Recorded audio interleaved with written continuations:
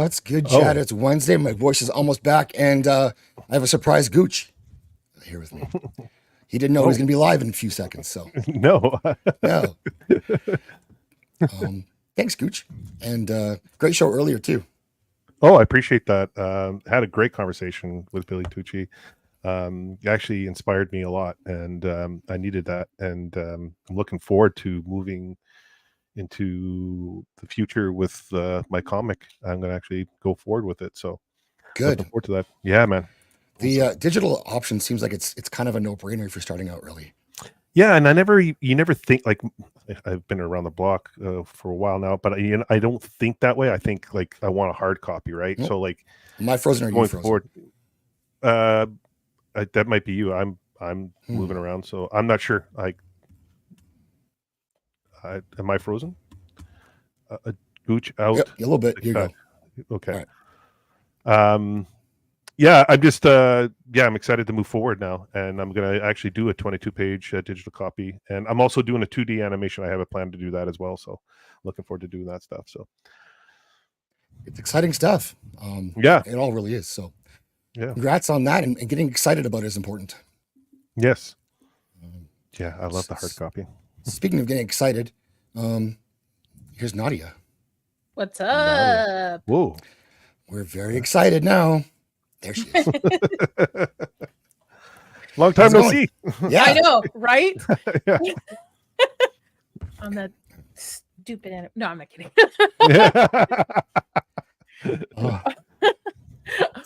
Scavengers Reign. It's going to be very divisive. Yeah, I think I'll just watch it on our road trip when we head to California next week. So I think I'll just watch it in the passenger seat. Just give it that much time. Wise move. We got, speaking of wisdom, Lady Balefire's here. Hi. I don't know about wisdom, but I'm here. You look angelic almost tonight. Oh, I know why. I don't know. It was warm today. And you want to know about my woman moment? It's really funny because it's just a woman moment and a California moment. So I'm used to California like HVAC systems where you set the thermostat at like 72 or something, and then it figures out if it needs to be on the heater or the cooling system, and it just like the thermostat just does it. And here we don't have that. We have like a furnace, and then there's the air conditioning. So it's like the furnace is on, and if you want it to be cool, you have to keep the other one on. So it's like I had it on heat. And it was just like, it got so freaking hot in here. Yeah. I have been... woman moment. Someone's keyboard's going crazy here. Sorry. Oh, whoa, hold on, Nadia. No, sorry. Show us your blanket. Oh, yeah, this is for Vex. Yeah. Oh. Vex, you're missing out. That intro video. I feel like that's actually like really tame. Like, how come you don't have one of those, like, like... Because I'm married, okay? And I don't want to upset my husband that much. Okay? I showed him... Wait, you're not Henry Cavill? I showed him your video, Gooch, that you have for Vex, and he goes, he'll have to get one for you, too. Last but not least, first time on the show tonight, we have got Sketch. Hey, welcome. Hello. Wow. Hello. It says cherry popping time. Oh boy. Which is Josh's gimmick, but go all up in there. Welcome. We are going to talk about some crazy people who they have to find a reason to push their agenda no matter what, even though you'd think it would be safe for, feudal Japan to be mostly just one ethnic group, but it's not okay. We have to have a little bit of everything in there. So people are going to complain or try to get, I guess, grift off of it or something like that. But we'll get into that. And then, but first, talk to the chat. We got Shieldwall's here. Hey, Shieldwall. Corey R, what's up? Lady Balefire, hi. Yep. Nadia's here. Everyone was here before me, except for Gooch, but he still had a show live. So I thought I was going to be late. You're never going to be late if it's me. That's true. I thought about that after I sent you that message. I was like, he's going to be late anyway. Oh, yeah. Yeah. Jana, what's up, boners? Good to see you, Jana. Nas is here. What's up, party people? We have got more Nas, more Shieldwall. We got, what's up, Jay Goodwin? Good to see you. So what's happening with Sketch actually is kind of cool. If you guys are interested in whatever we're covering, just reach out and we'll see if we can bring you on if it works. And yeah, like it's a good experience for everyone, and I enjoy it. So we have to get some fresh faces in here and fresh takes. It's always good. Speaking of fresh takes, it's Central Dildo with his Yakubian experiment. Thanks for that. That's the video that Nos has been passing around. So you can imagine how great that is. And Eraserhead's here. What's up? And who else we got? So Eraserhead was or Eraserhead. I'm just reading. Sorry, Sketch. I'm like having woman moments today. What dragon is that on your wall? Oh, this one up here? Yeah, All right. This one is called. it looks really cool. Hang on. So that's called Valstrax. It's from the Monster Hunter series. Oh, okay. Oh, Oh cool. man, This you'd is a be really making my cool- husband very jealous right There- now. He loves there we that go. series. That's a really That's nice cool. illustration. It's a great Yeah. series, honestly. And this one in particular, like, whoever thought to make a dragon that's literally a jet engine and make it like the most believable, naturally occurring thing possible has my respects. I'm so curious now. That's What really is- cool. That is cool. Oh, those are That's those magnet ones I have behind Yeah, me. this wasn't a display. I got a buddy of mine Yeah. got it for a birthday a couple of years ago. That's I have really a cool. Scarlet Witch Vision one behind me. Yeah. It's an Very excellent choice. cool. I Well, have to get a thank you for couple. sharing that. That's neat. Yeah. D&D ones. Anyway, so now that the sponsorship is out of the way, Get you out of the solo. All right. So tell me about your channel. What do you have coming up? What are you working on? What do you like? What do you want to cover? What's your deal, Sketch? yeah, so my channel is more so just for hobby things. I like to consider it like my little like editing garden when I'm not at work. I do full-time editing for a different channel, like professionally. So this other one is just for anything that comes up to my mind, more so on the creative side of things. So I do mostly sound design as well. So a lot of the stuff I do is trying to reimagine different scenes and everything, just with different sound effects and different possibilities. The Oh, one I've that's got right now that I put over the summer actually was the Metroid Fusion game. I redesigned one of the enemies with sound effects from a previous game, and that's been a huge success. No marketing, no promotion or anything. It's like 500 away from breaking 10K for a channel like mine. That's just their Wow, passively is that's really awesome. insane. Yeah, I'm quite happy with that. And then yesterday, I released a Steamboat Willie edit where I tried to make it sound like it's a 1990s anime. Oh my gosh, that's so funny. That's a Yeah. great idea. Okay, can let me find your what's your channel? Yeah, so you can type in sketch_XR and it'll come up. I'll just pull a link. I can throw it in a chat for everyone if you want it. Yeah. Yeah. And then also, I just happen, because part of my job is making memes and everything, just trying to make pop culture references. I do have a few just joke edits I've done just on a whim. So his link is in the description, is the chat now. So guys, he's at 88 subs. Yeah, So- I just subscribed. Let's get him to 100 tonight. That's Hell big, yeah. right? Gas me no up. Yeah, that's it. Click away, people. Click But that's away. kind of just like a repository for any kind of idea I happen to have, mostly anything involving sound design and sound mixing. That is so Less cool. so kind of commentary just in general, but I'm going to end up using it just kind of as a reason to keep practicing all my sound design work. And then I'm going to be, hopefully by this time next year, I'll be doing a original radio drama that I will have written and produced. Nice. That's awesome. Yeah. So how do you come up with these ideas? Like what inspires you to want to do this stuff? So a lot of them are can be heat of the moment. Like a lot of the meme ones just kind of happen because something trendy happens. This Right. Adam Friended one was from a live stream from some other personalities that was really good. This was when a lot of the Vosh bread tuber Yeah. going on. God, And Vosh. and Adam just happened to say something that I just thought was hilarious. I'm like, okay, my meme lord senses are kicking in here. I can work with this. You can see there's a Lofty Pixels edit from back in the day on the Flashcast. Oh yeah. The legendary Rings of Power one. Anything that's meme related happens to just be like, it just came into my mind when it was hot. So I did it. Yeah.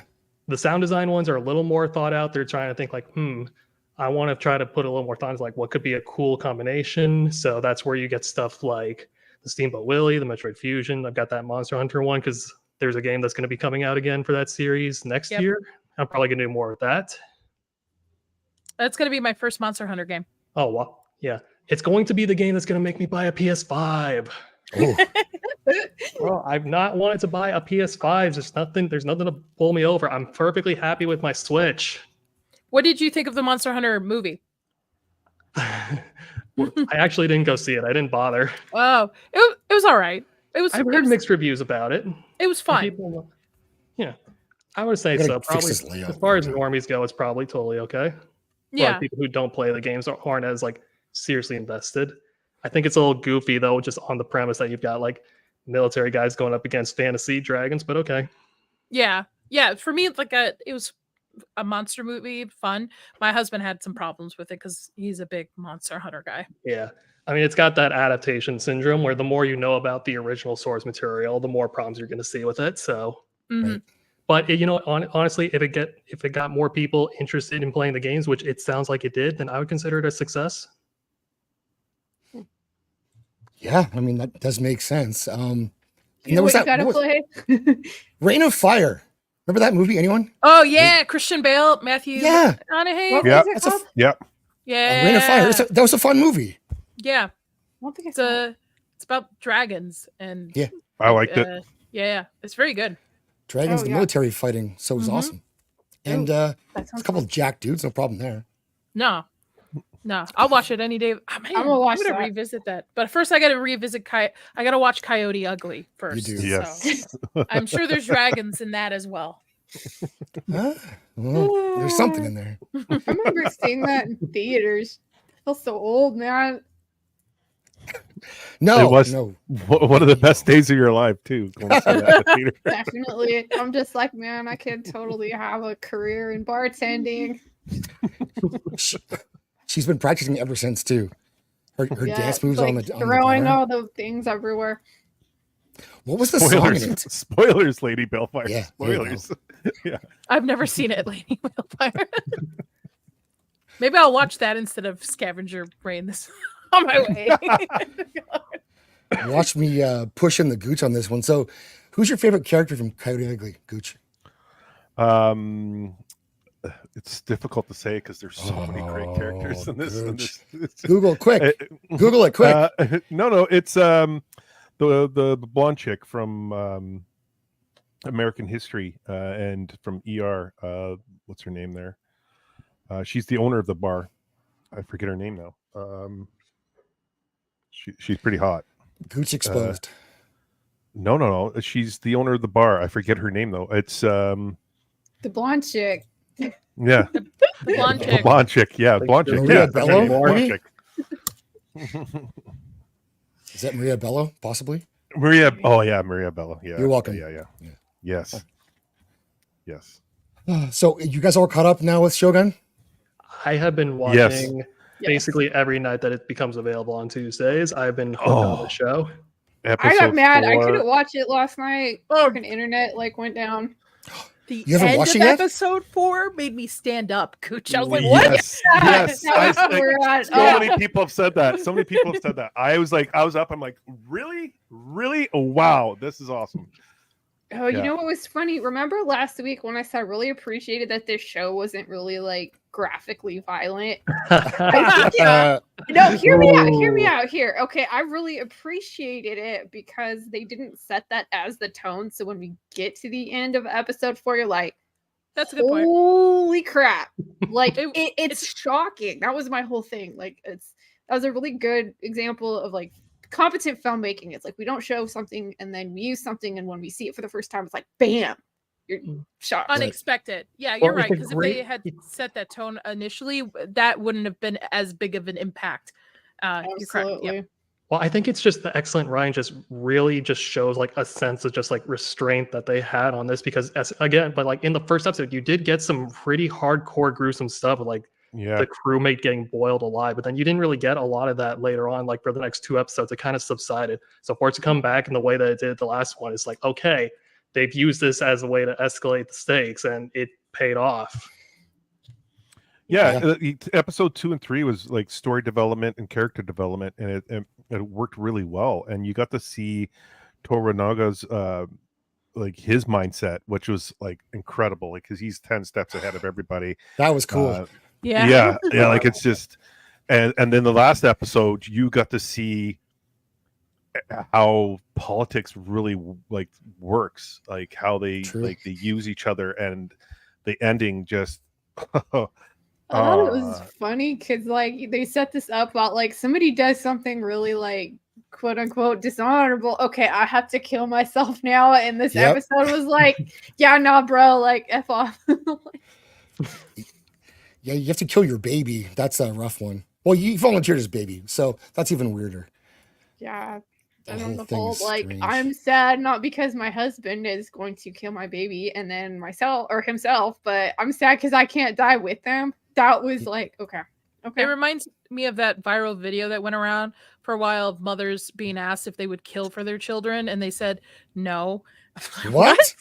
Oh yeah, this one. Yeah, there's a viral video of like multiple mothers being interviewed saying like, hey, would you kill someone for your kid? And all of them, like it was fast, all of them were like, no. Kill somebody, and here I am. I'm like, I would stab somebody for my dogs. Like, Hold on. Have these women never watched Kill Bill? I assume not, but I don't know. We have failed. It is. It's weird to lose. I feel Blue like Eye a mother Samurai? would have that instinct to be like, if you mess with my children, I will kill you. But not these mothers, apparently. That's messed up. Yeah. I'd kill for my kids as many times as I had to. Maybe some bonus kills too, if it came to it. Yeah. Feels like the Brooklyn Nine-Nine memes. Like, I'd kill everyone in this room and then I'd kill myself. Let me see if Is I that can a find meme? it. Give me 1 second. I'll see if I can that's when find she it. brings in the dog. Wow, that's pretty Just crazy. Sax is late. Yeah, it's true. Matt Rife. I didn't touch Matt Rife, but he did. I watched him tear the pants off of his like producer on the stage. So Wait, what happened? Who is it? Wait, who's Matt Rife? he's a comedian. He's a comedian and supposed boxer. He does a lot of boxing, and he's a model. He's okay. He's We young. don't talk about He's very my young. boy Oh, Matt. he's Rife. young model. Is that why his accent lost his voice again? I see how it is. Well, he's based, so like a lot of people like are anti Matt Rife right now. So Oh, okay. Wasn't he because recently doing a tour as well? And that's kind of what got everyone kind of like all like the typical like cancel pigs like locked onto him. People can't take jokes anymore. That's the problem. yep. No. Well, that's just another day that ends in Y. Right? Yeah. Yeah. People go to a comedy show feeling like they shouldn't be offended by anything. And actually, good comedy makes you feel uneasy. That's when it's really good. But, Yep. everybody Dave wants Chappelle. to be in their safe space all the time. Like, you know what? If you get offended by something, that's on you and your reaction to it. How do you respond to it? It's not. Yeah. Because we've lost touch of what comedy is supposed to be. Like like comedy clubs were big in the 80s, 70s and 80s and 90s, and then it started to die out in the late 90s and the 2000s. And people going to these clubs now in this environment and this like with the social media and everything think it's going to be a certain way. You're getting a skit, an act. That's not all comedians. Comedians love to destroy the audience, and especially if you come in there and you got a look or you got a way about you or whatever it is, they're going to pick up on that and they're going to just work it. And that's how talented they are. Well, not all of them, but most of them. And so when people going in there with this mindset, oh, I'm going to go in there, I'm just going to laugh.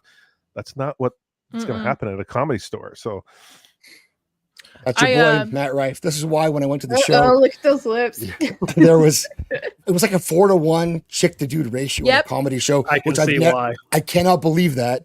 But it was incredible to look around. It's all chicks. I was very sad. I did not get tickets when he was in Vegas. They sold out instantly. Same thing with Dane Cook. And if you remember Dane Cook, when like a lot of college girls, a lot of young women were going to see him. I recently, a couple weeks ago, saw Dave Landau, and I had front row tickets for him, and he was great too. But again, pushing the edge on some jokes, and he would just kind of play off the crowd a little bit and see what's going on. But we saw him a couple years ago, and there was a heckler in the in the crowd that thought the audience was going to be on his side, and he got kicked out. So everyone's like, "Get out of here! We're here to laugh. Get your ass out of here!" That's funny. The problem Josh, with is this he your photo, type? Josh? Yeah, I mean, the problem with this face. photo is they used my body and photoshopped his head. Oh, they did. I think it all he's had makes sense cosmetic now. work. I think he's had cosmetic work too, like a jaw fill-in or something. Oh If you yeah, look at it Cheek earlier, implants. yeah, There's I think definitely been so. some filler on that face. Yeah. he's a beta. He's a beta trying to be an alpha. Listen, it's okay. It's all Power right. bottom. It's all right. I'm He's gonna make sweet, passionate love to you and then cry after and cuddle with you. That's okay. That's the type That's of guy okay. he is. I'm a He cuddler. wants you I'm to a sign the cuddler. consent form before you guys Yeah. go any Yeah. further. Yeah. Where on his back? Surely turn around. Let's do this. You can use his back as a support while you sign it. Yeah. You know what? You know what he's like? He's probably, why are there no blacks in Shogun? That's probably That's what he's thinking. Yeah, for sure. The lack of diversity in this, Yeah. in this bedroom is appalling. So at the show, one thing, it was actually, first of all, he was very funny. I saw his Netflix special and I was like kind of blah by it. It was pretty, I didn't find it that funny. And he got canceled for domestic violence jokes, which I think are hilarious. And That's what it was. yes. And then, but he says during the show that he's like, guess what happened? Nothing. I didn't lose a single booking. I didn't lose any fans. He said, nothing changed for me at all from being canceled to not. So he's like, just don't believe that stuff.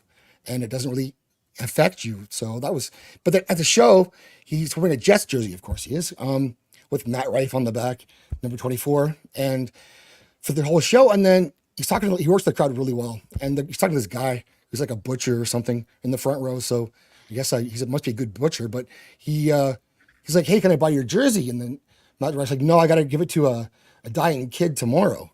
So no, but you know, it would cost you like $5K anyways. And no one has $5K in cash. The guy goes, almost. And he throws like, there was $4,600 onto the stage. And Matt Rife sold him the shirt and signed it and all that stuff. Oh And, my gosh! Wow. So now that kid doesn't get to make a wish, but that's all right. But you know what? He's right with nothing happening to him. People need to stop listening to the Yes. 1%. It's the 1% that's complaining. It's not the majority. It's not normal everyday people. It's people who have basically nothing to live for and just sitting behind their keyboard and complaining about shit. We really need to stop catering to just the 1%. Yeah, We do. absolutely. Yeah. And he doesn't And care. here- So. This clip is where it'll be posted that Nadia got canceled. This will be marked as the turning point. Yes. We'll hard cut. We'll freeze frame black and white with Morgan Freeman voiceover. She did in fact get canceled. Canceled. Yep. Oh That's my okay. God. Nas is coming after Gooch in the chat now. Yeah, Uh-oh. Well, that's because I'm a Dane Cook. I did the suit Oh. fi and he didn't know what that is.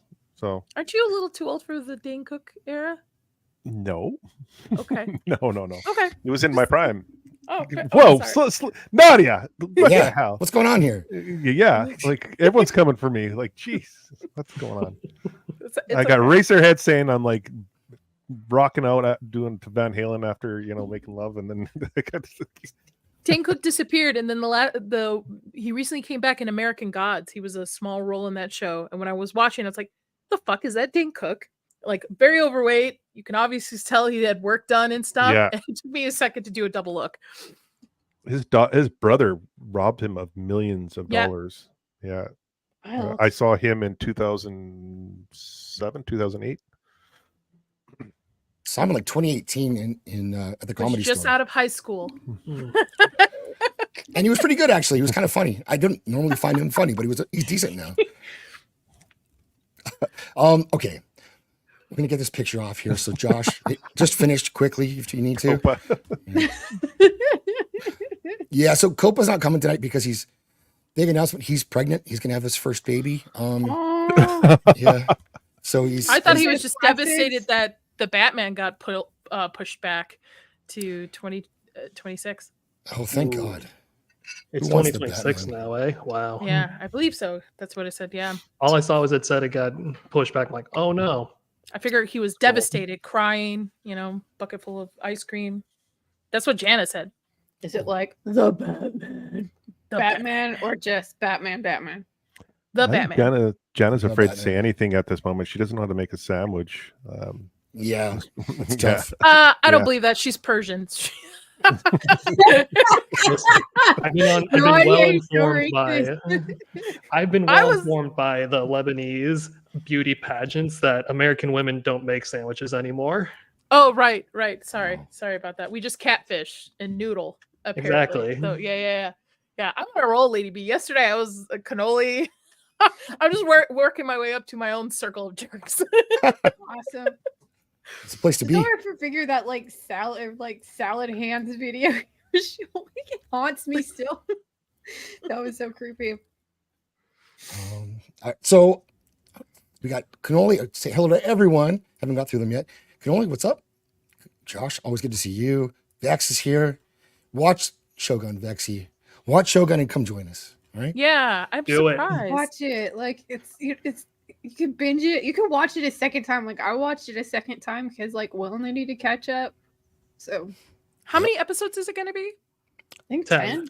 10. It's going to be 10? 10. So binge the first 4 now, and then you're caught up. And then get 5 and come back next week. Yeah, she's got a Yeah. 3-episode rule. She'll know by now. She'll know by then if we need to, excommunicate her out of the community if she decides she doesn't like it. True. You have to like this. There's no one who doesn't like this show. I can't imagine. Except these people. These people exactly. This Yeah, poor they're miserable problematic. race grifter. Fuck. Afrocentrism is a real problem. It's But, real Yakubian energy. fucking I just want to weird. know where my Arab samurais are. It'd be more realistic that there was an Arab samurai closer, countries. Just saying, areas. So, but hey, But They you have, live in like, a world the of veils logic. and the like swords, so makes sense. but this True. is a legend. What they're basing their findings off is based of word of mouth legend, not historic. Correct? Like there's Yeah, not like there's Yeah, no facts yeah. in here at Yeah. all. And I was Nope. reading, No. I read about this article on Zero Hedge, and they put like all of these like comments from people on Twitter, and I was just laughing so hard. They- It's just so funny. It's They actually basically pulled the the Netflix Cleopatra of my Ah. grandma said it. Because my if you people go are if you so go mad down about like that. Zach, I don't know if you paid to get access to this full article. I seriously No. Okay, good. We can bypass that step. But if you go down to Never. like right before where it says, "Hey, we want to see the whole thing, pay more," the last paragraph in there says like there are scholarly sources that say there is, but then there's also some that say that it's not. It's like saying American tall tales have, a Right. sense of history behind them. Like they're factual. I'm really tired of people trying to rewrite history. Like Yeah, the point me of history is too. to learn from it, to study it, not to change it, so that to learn from it so that the future is better, not to just change it to your own mindset to make again safe spaces. Also, we I just don't have to take a moment to appreciate the complete bias on display with this little jab towards Florida right at the end here. Of the Yep. Oh previous yeah, that section. was Yeah. really funny. Okay. Florida about rewriting history. Like what? Like what are they talking about? Well, let's get. We're going to go into through the article and talk about it a bit and sort of debunk all this absolute bullshit that they're creating these things like out of whole cloth and saying there's evidence by saying there's evidence, but if you go look at what they're pointing at, there's no evidence actually there. One of them is funny because they claim that it was founded by African black people, and which technically you could say that, I suppose, but that took a ship over there much earlier, and then they were colonized by the current day Japanese.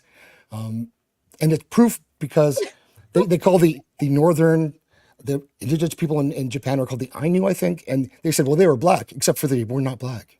Like there's I pictures know, of them. like It's ridiculous. So Well, my thing is with this, if this is in a sense a fictional, a myth, a tall tale, okay, nobody knows what's going on, then fucking pitch this show to whatever network you want, and then yes, just do this as like a fantasy myth or whatever show you want, instead of Shogun, which is tries to stay historically correct as much as it can. Obviously, there's for TV and books. it's and very stuff, close. okay. It's very close But to yeah. accurate.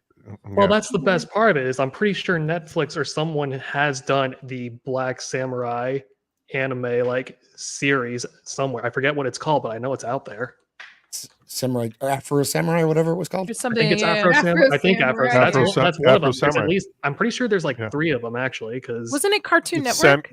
It's Samuel L. Jackson did the voice. That there you go. Afro I thought it was Samuel, part of Toonami, maybe. I Cartoon think it Network. would, Yeah, it it would have was. been part of Toonami if it was Yeah. attached to Cartoon Network.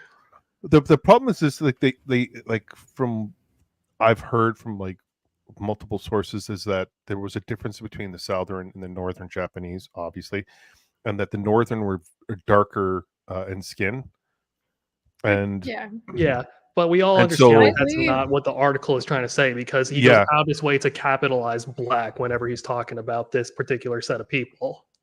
But you can say the These same thing about Greek people. The northern Greeks are lighter in skin, I believe, than the southern. It just or Italian. It's the same thing. It's just a territorial thing. It also depends: are you outside more? What your job, your family lineage, and stuff like that. It doesn't necessarily mean just because you have maybe a darker tone because you work out in the fields, generational, what your body used to, that you're African descent in Japan.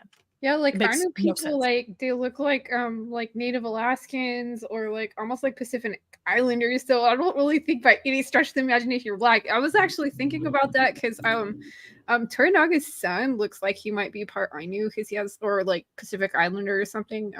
He like looked. I was just looking it up and I'm like Well, that's even- like what more like what they look where they have just like a darker skin tone, but they don't look that much different.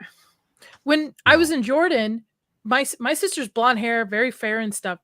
She was still darker than some Jordanians, like national born, raised there. This is basically this article's bullshit. But continue. Yes, but actually, so Lady B, would you mind taking us through this article, and I'll get some Okay. images up for people. Appreciate that. Oh, I don't have the actual link to this. Do you have it? It's in Oh, there private it chat. is. Okay. So I went to the MSNBC version because it doesn't give you a cutoff of by this. Okay. So Let me like take out my my like sleeves and put my like fist down. Yeah, that was cool. Okay. The 2024 version of Shogun begins in 1600, as did the 1980 version, both based on the novel by James Clavell. I watched the 1980 version when it came out, hailed as many as a cinematic wonder, providing great insight into feudal Japan. It came out 3 years after Roots, and to many Americans was their introduction to the history of Japan, though presented from a European viewpoint. In 1980 Shogun, starring Richard Chamberlain, also reinforced the white savior trope, far too common in film, television, and history books. can we talk about that for a second? Like trying not to laugh. I'm like, what the hell does Roots have to do with anything? Nothing. It has nothing to do with this whatsoever. I just like I was watching some of it, and some of the stuff in that show is like really crazy and ridiculous. Like it's just, but yeah. It's the whole like this whole idea of it and the white savior trope too. How is it a white savior? It's not a white savior trope at all. Wow. This is the new talking term. They called Paul and Dune as well as a white savior, which if you actually know the storyline and the meanings behind it, it's not. They just like to throw this word around because they don't like to do their work. It's like Right. no one tell them Yeah. what comes in the future books. Yeah, I know. right. I'm like, does anyone want to tell me how, like, the guy that's literally a prisoner in the entire thing that we've seen so far is a white savior? And he was shipwrecked. Yeah. Like this was not. He didn't show up to save them at all. Yeah. It, what? it's It's not even that. Yeah. It's not even like he showed like after he was he's marooned there. It's not even like he wants to try to help them. He wants to get No. the hell out of Dodge. I mean, he wants his crew. He wants his ship, and he wants to beat it so he can get the Portuguese, like Right. back in like China or something. Like as far as he wants to be get the gone. rest of the English there. so this is Richard Chamberlain, Alan Quartermain in the 80s version, and it looks okay there. I can handle that. I like did the watch. hair. I've watched the 80s version, but it was so long ago that I don't recall any of it. Why Really. did they try to make him look a little Asian with the makeup and the eyebrows? It looks a little the shadowing of his face, like yeah, that's a little weird. It's- That doesn't- I Production mean, design and hair and makeup was I very know. different. It was a very different time. I know I have a background in special effects makeup for films and television, so Yeah, it's very yeah, like this- heavy on the, right. Mhm. Very- the shading like- and stuff. It's like if I was- theatrical makeup almost. If this was today, people would be like, "That's very racist." Like, there you go. Handsome guy. Handsome guy. That's why I'm like, you didn't need to do all of that, but here we go. Like the mullet is kind of getting to me, that like soft 80s like man hair. He's got like a Kenny Loggins look going. Yeah, that's what I was looking for. There you go. I just wish people would understand, and by people meaning these people who write articles like that, that there are more than just, African American descent people in the world. Right. Like they do exist. Like not everybody comes from African American descent, and that is okay. So like, everybody has their own history. Like not just history, but just like of like the history of like shipping and navies in general, like how like you send like merchant vessels to discover like different lands. And like, does anyone want to tell these journalists like how the Dutch got to the Americas before the Spaniards did, or anything like that, like through like Canada and Greenland? No, they don't care. Africa is not had like the last great naval power Africa had was like the Phoenicians. Well, I mean, pitch Egypt ideas and stories and write books based off your if you're so much to be in an echo chamber in a bubble, then write and pitch stories from your little echo chamber and bubble of your cultural history. Like I've never gone, man, that's about like English people. I have no interest in watching that. If your story is good, I'm gonna watch it. Right. It has nothing to do. But if you're starting to rewrite history, you've totally lost me. Like that stupid Cleopatra show. Oh my God! You don't want Egyptians were mad about it. You don't want to hear about the Black Viking queens? No, I'm good. What is it? Black Chamberlain or something like that? Oh God, yeah, no, granted, I'm out. If it's fantasy based, yes, have Black Viking queens flying on dragons and whatever. Fantasy based, sure, do what you want to do. Fantasy's awesome, but if you're trying to do it historically, nope. I'm out. Yeah, it's like why do you guys need to go and like after other people's stories when there's so many cool stories about Black people? Think about Bass Reeves. That's a really cool story. I like from that same book where I read about Bass Reeves, there's a story of Alexander, I think it was what's the Russian guys, like Pushkin or something like that. He was actually half Black. Oh. Yeah. Oh. I mean, didn't they just have the Woman King come out last year, the year before they too? Did, yep. Yeah. Well, why wasn't that a box office success? If they all want these stories, they all should be in the seats to pay to watch this movie. And that was a made-up story. Well, too. I was reliably told that the Woman King wasn't made for me by the lead actress herself. So that's fine. But then the people pushing for this stuff their butts should be in the seats to watch these movies if they want these productions to be funded. But hey. Get your cake and eat it too, girl. There you go. All right. Blair? What's up, Blair? Hi, Blair. Yeah. Okay, next one. Roman. Okay, no, good. I don't ask out of a desire to see representation when it wasn't historically accurate. I inquire because there were Black people in Japan in 1600 and before, though Japan could teach Florida a thing or two about rewriting history. According to multiple sources, one of the real-life shoguns, Sakanui no Tamuramaro, was Black, although denied by others. There is consensus he was something other than pure Japanese, and he is often considered descended from the Ainu, the darker-skinned indigenous people of northern Japan who were subjected to forced assimilation.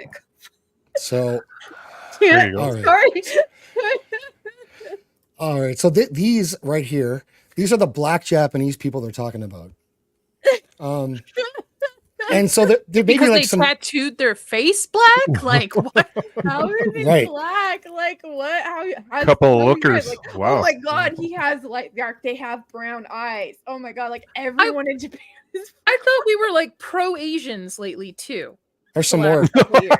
Oh, okay, yeah, that's a dead ringer for an African. Wasn't it like a year ago? So like stop Asian hate. Yep.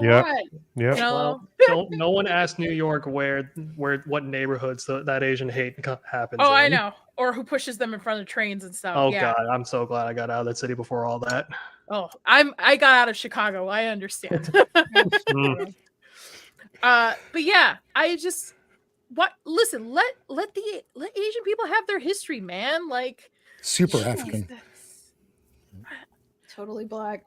Because Yeah. here's the issue with like the whole Afrocentrism ideal is that they have to go back and pretend that for whatever reason they want to believe this, but that everything ever built that was successful was built by black people. Then someone else came and stole it. But I mean, if they were so great to like build these things, then they probably couldn't have it stolen from them, right? You'd be better at protecting your shit, but you're not. So like it falls apart at that point. But it's like they just ignore thousands of years and say, well, for this actual argument that Japan was founded by Africans directly. Yes, I mean, people did migrate over land over thousands of years from there, but they're saying that they showed up on ships and built Japan. And then the Japanese people came and colonized them and kicked them out, which is interesting, I guess. But they're using pictures of these like black women saying that they were like, these are some early founding people. And like there was, first of all, there's no photography like in the ancient world, so these like how's this an argument? It's just yeah, I'm just kind of stuck on the like this sentence, like it makes no sense. Okay, so for Chamberlain Morrow was black though denied by others. Next sentence. There is a consensus he was something other than pure Japanese, and he is often considered descended from Ainu. So he wasn't black then. I have a question.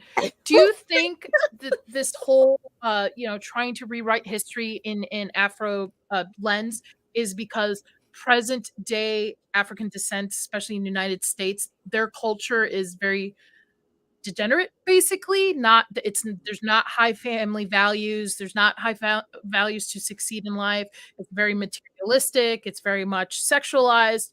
It's basically not a, I wouldn't say not a good culture, but it's not healthy. It's not healthy. So do you think they're just like, hey, but look at what we used to do in the past? Right. We built Japan. Yeah, but look at what's happening now to our families and neighborhoods. But look at what we did in the past. We were awesome, and you guys came and took it all from us. Yeah. Instead of blaming themselves for generational like raising. I mean, I have mixed sisters. I see the difference in them being raised versus and the cultures that they are pushed in between too. And sometimes it's not very healthy. Yeah, so. I think it's so weird that there is this thing like we have to go back and like try to reclaim everything, and it's like instead of fixing what's current. Yeah, it almost speaks that there's some kind of shame, like they're ashamed of something, or like they have to go and like try to rewrite history to conform to their reality. I don't know.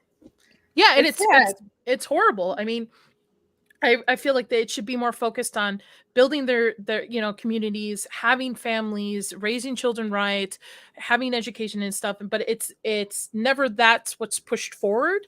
Not saying that's everyone, but it's what we see in the media a lot. Mm-hmm. And I think this is a way to kind of distract instead of fixing what's happening now. Yeah. And speaking of cute kids, like, I don't know if that's your kid, Mike, but that's a really cute picture. And I meant to say something last week because I just saw it. Like, we can't see it very big on the side, but yeah. Well, cute. And Mike, I'm sorry that we took Japan from you. Yeah. It was like it's such a ridiculous argument too, because Japan was closed off from like everyone until like the late 1800s. Like, even though they had contact, they were very like weird protecting it. Like, and so also like do with anyone. This whole thing has been debunked of all places recently by USA Today. So if they're saying this is not true, oh my God. Then like I mean you're gonna have to go with that because they're gonna try to side with you if they can. But there's no the testing for the Ainu people shows that they're closely related to Mongolian and Siberians. That's what they are. Well, you can't which call makes sense. Anything in the show racist because everybody's Asian, so you have to find a different way to complain about the show by not being inclusive. Gotta say it's not diverse enough. Yeah, even though it's completely diverse. Even I read articles from behind the set. It's mixed of both Asian and Western people working cameras, grifting, and all that stuff. So like, what's the big deal? This is probably one of the most diverse shows we've seen. Where it's not full white people. So, but apparently it's not dark enough, I guess. Well, I mean, a bunch of that comes from Sanada himself being like involved in the show and just saying like, hey, this is a show that takes place in Japan. We shoot in Japan. We probably need a Japanese ensemble. And while we're at it, I know a couple of really good Asian descendant like crew members who would kill for a gig like this. Let me hook you up. Yeah. Mhm. I've just, Squeaka. I just want to know when is the Arabs going to get their spotlight? Well, I mean, we've got Where's my show? We have a whole ton of like mythology for like Arabian folklore to pull from. Like, get on it. Except we're always the bad guys in the 80s films. Oh, next to the Early like 90s. German guys, the Germans too. That's true. That's true. Yeah. And so this article, this guy is claiming that there was this black possible samurai, which could have been, let's say, okay, that happened. And he was a slave or whatever from the Portuguese. And that's one rumor, one version of that same story. The book was not about this guy. Like, this is an adaptation of a book. Yeah. He's not a character in the book. So why would you make this show about him? Make your own show about him. Yeah. Write a book about him Yeah, and then pitch it to get it made into a show. Yeah.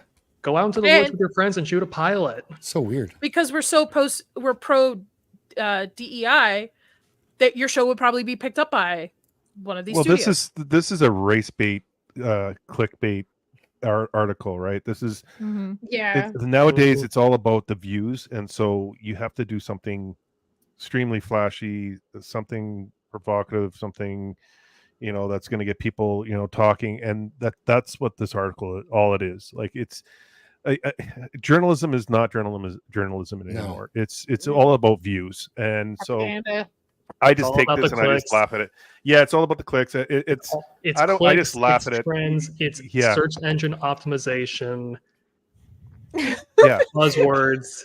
He's probably everything. trying to save his job, basically, or he or she. He's trying or to they or whatever. justify his Well, you existence. guys are missing the best paragraph. Historian John G. Russell wrote a paper, Excluded Presences, Shoguns, Minstrels, Bodyguards, and Japan's Encounters with the Black Other. He documented the arrival of Black people in Japan in several capacities, and that some Black people even owned Japanese servants and enslaved people. What?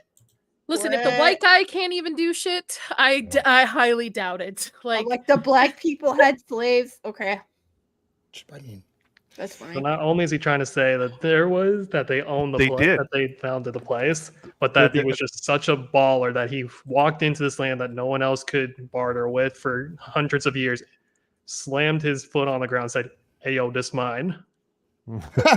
But Yeah. Black people did have slaves. They had their Sure. own black slaves. people, yeah. Like that's And yeah. nobody mean- likes to know that and history. that's On- history. Even on No. that like original website where this article came from, like there's another one if you scroll down like on their page for like movies and everything. There's a Woman King one where it's like, yeah, it doesn't shy away from like the role of Black slavers in the Atlantic slave trade. It's just like, bitch, what the fuck? Now it's like, so are you excusing it now? I'm so what are you saying? Sketch, didn't you know Yeah. slavery only happened in the United States? Oh, of course. How could I be so foolish? Yes. Yeah. Sorry I'm to sorry, burst your bubble. I'm sorry. My Yes. my European lineage is hazing my judgment on this. I'm so sorry. It's okay. I Accept it. check my privilege. Just pay me reparations. You're fine. It's okay. I see you. so this is actual footage of the Black Samurai. It's this is a photo taken from him live in 1800, and so he looks. You know like. what's funny? Chris has a very nice. Somebody did an Afro Samurai. It's like a really huge piece of art. They hand painted it for him, and he has it framed in his office too. Like, it's beautiful. Like, it's great art for this anime or animation, but yeah, this is not historically correct. Just throwing it out there. No. Women's soccer is a problem too, but we'll get to that later. What about women basketball? That just Oh, women that's basketball. kind of cringe. Listen, I'll- Las Vegas's get me started. WNBA team is the first team to ever have sold out season tickets. So yeah. Yeah, but those you know why they sell out? Because of corporate. The corporate the industries, they buy them and then they give them out for free just to get people I in don't there. know. Like, We're 2-year champs, man. We're 2 That's 2 years in funny. a row I know, like champs. they're really into women's basketball out here in Iowa because they have this really like crazy player out here, Caitlin Johnson. Really tall white girl. It's funny, all of the white girls like play basketball out here, and that's like a thing. A big like everyone watches it. Like you go in bars, and I was like, okay, women's basketball. It's college though, so My dad forced me into it because I'm tall, so he thought That'll tall would, happen. yeah. I can't. Didn't work out. My only saving grace was like, let's play horse, but let's use a really big word that I can spell. You probably can't, and yeah, I would have more chances to longer to play and lose. So Okay. the reason I want to go over this article is because I'm watching this show and thinking there's no way they can come at Shogun. There's no way they could do that because it's in Japanese. It's all Japanese people. I mean, yeah, it's filmed in Canada, so that's awesome too. But it's but like there's no angle to attack it from, and they still find these weird things to he's know, hoping it's like random. later on that there'll be black people in some of the crews of the ships. Like, why? Why? But Like- why is that important? I don't even think that would be historically accurate for the time. Like, But they're saying the Portuguese might have had some black slaves working on their ships. maybe. Yeah, well, okay, well then the question Maybe. is, so do you want us to depict the Right. blacks in your show as slaves on a shipping vessel? The answer is probably no. It was probably no. They have to be crewmates. Right. There needs to be a captain. There needs to be this. It's like this is a give a mouse a cookie situation. Like you can't capitulate to these people because they will never be happy because they themselves are unhappy, and they want to tear everything down, and they have nothing to replace it with. They have nothing to create. Like it's Nope. intellectually bankrupt. Oh, our chat's like killing us. I'm gonna go through some comments here, but if you don't mind, we'll get through this horrible article. Yeah, it's going to be a long night. Well, it's Squeak, another parody. It's just like you had in one breath, he's saying it's all about historical accuracy, and the other one's like, hey, you can fudge things a little bit here and there because of XYZ purposes. It's like, well, which one do you want? Like the Twitter fight over this was really funny. Like I'm only gonna find it really fast.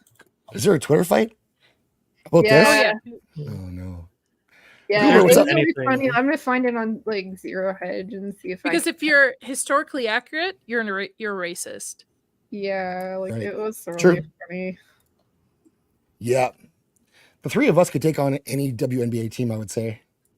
And I'm not good at basketball, but neither are I they. don't know about the Las That's okay. Vegas team, man. They're Oh. pretty good. You just stand under the hoop. What are they going to do? What's up, Gord King? I think that what you could do is like get some of these like G League players and just say, you know what, I'm a chick now. And you just go 100 points a game. It's no problem. I'm surprised that hasn't happened in the WNBA yet. I don't know why it hasn't. What's up, Adam? So because like the Ball brothers, only really one of them made it. LaMelo made it to the league and stuck with it. The other brothers are useless. So one of you can just go and say, I'm a chick now and take over the league. You play basketball anyways. Isn't that what that Daily Wire comedy was about? Yeah, that was Yeah. Lady Ballers. Yeah. That was Yeah. like Yeah.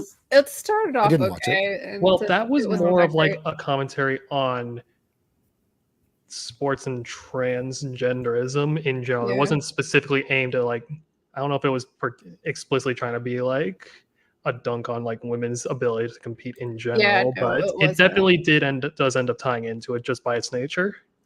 Better marketing would have been to have it come out this month for Women's History Month. Yeah. Yeah, where's this article?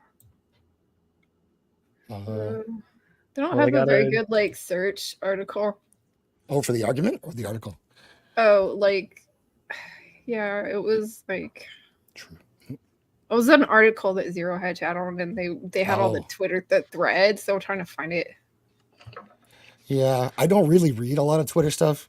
Not because it makes me mad. I just don't want Yeah, read. me neither. But There's like nothing to they engage just in. had it in the thing. So let me see if I always use this site on mobile, so it's like easier for me to search it. Do you have the pimp walk yet?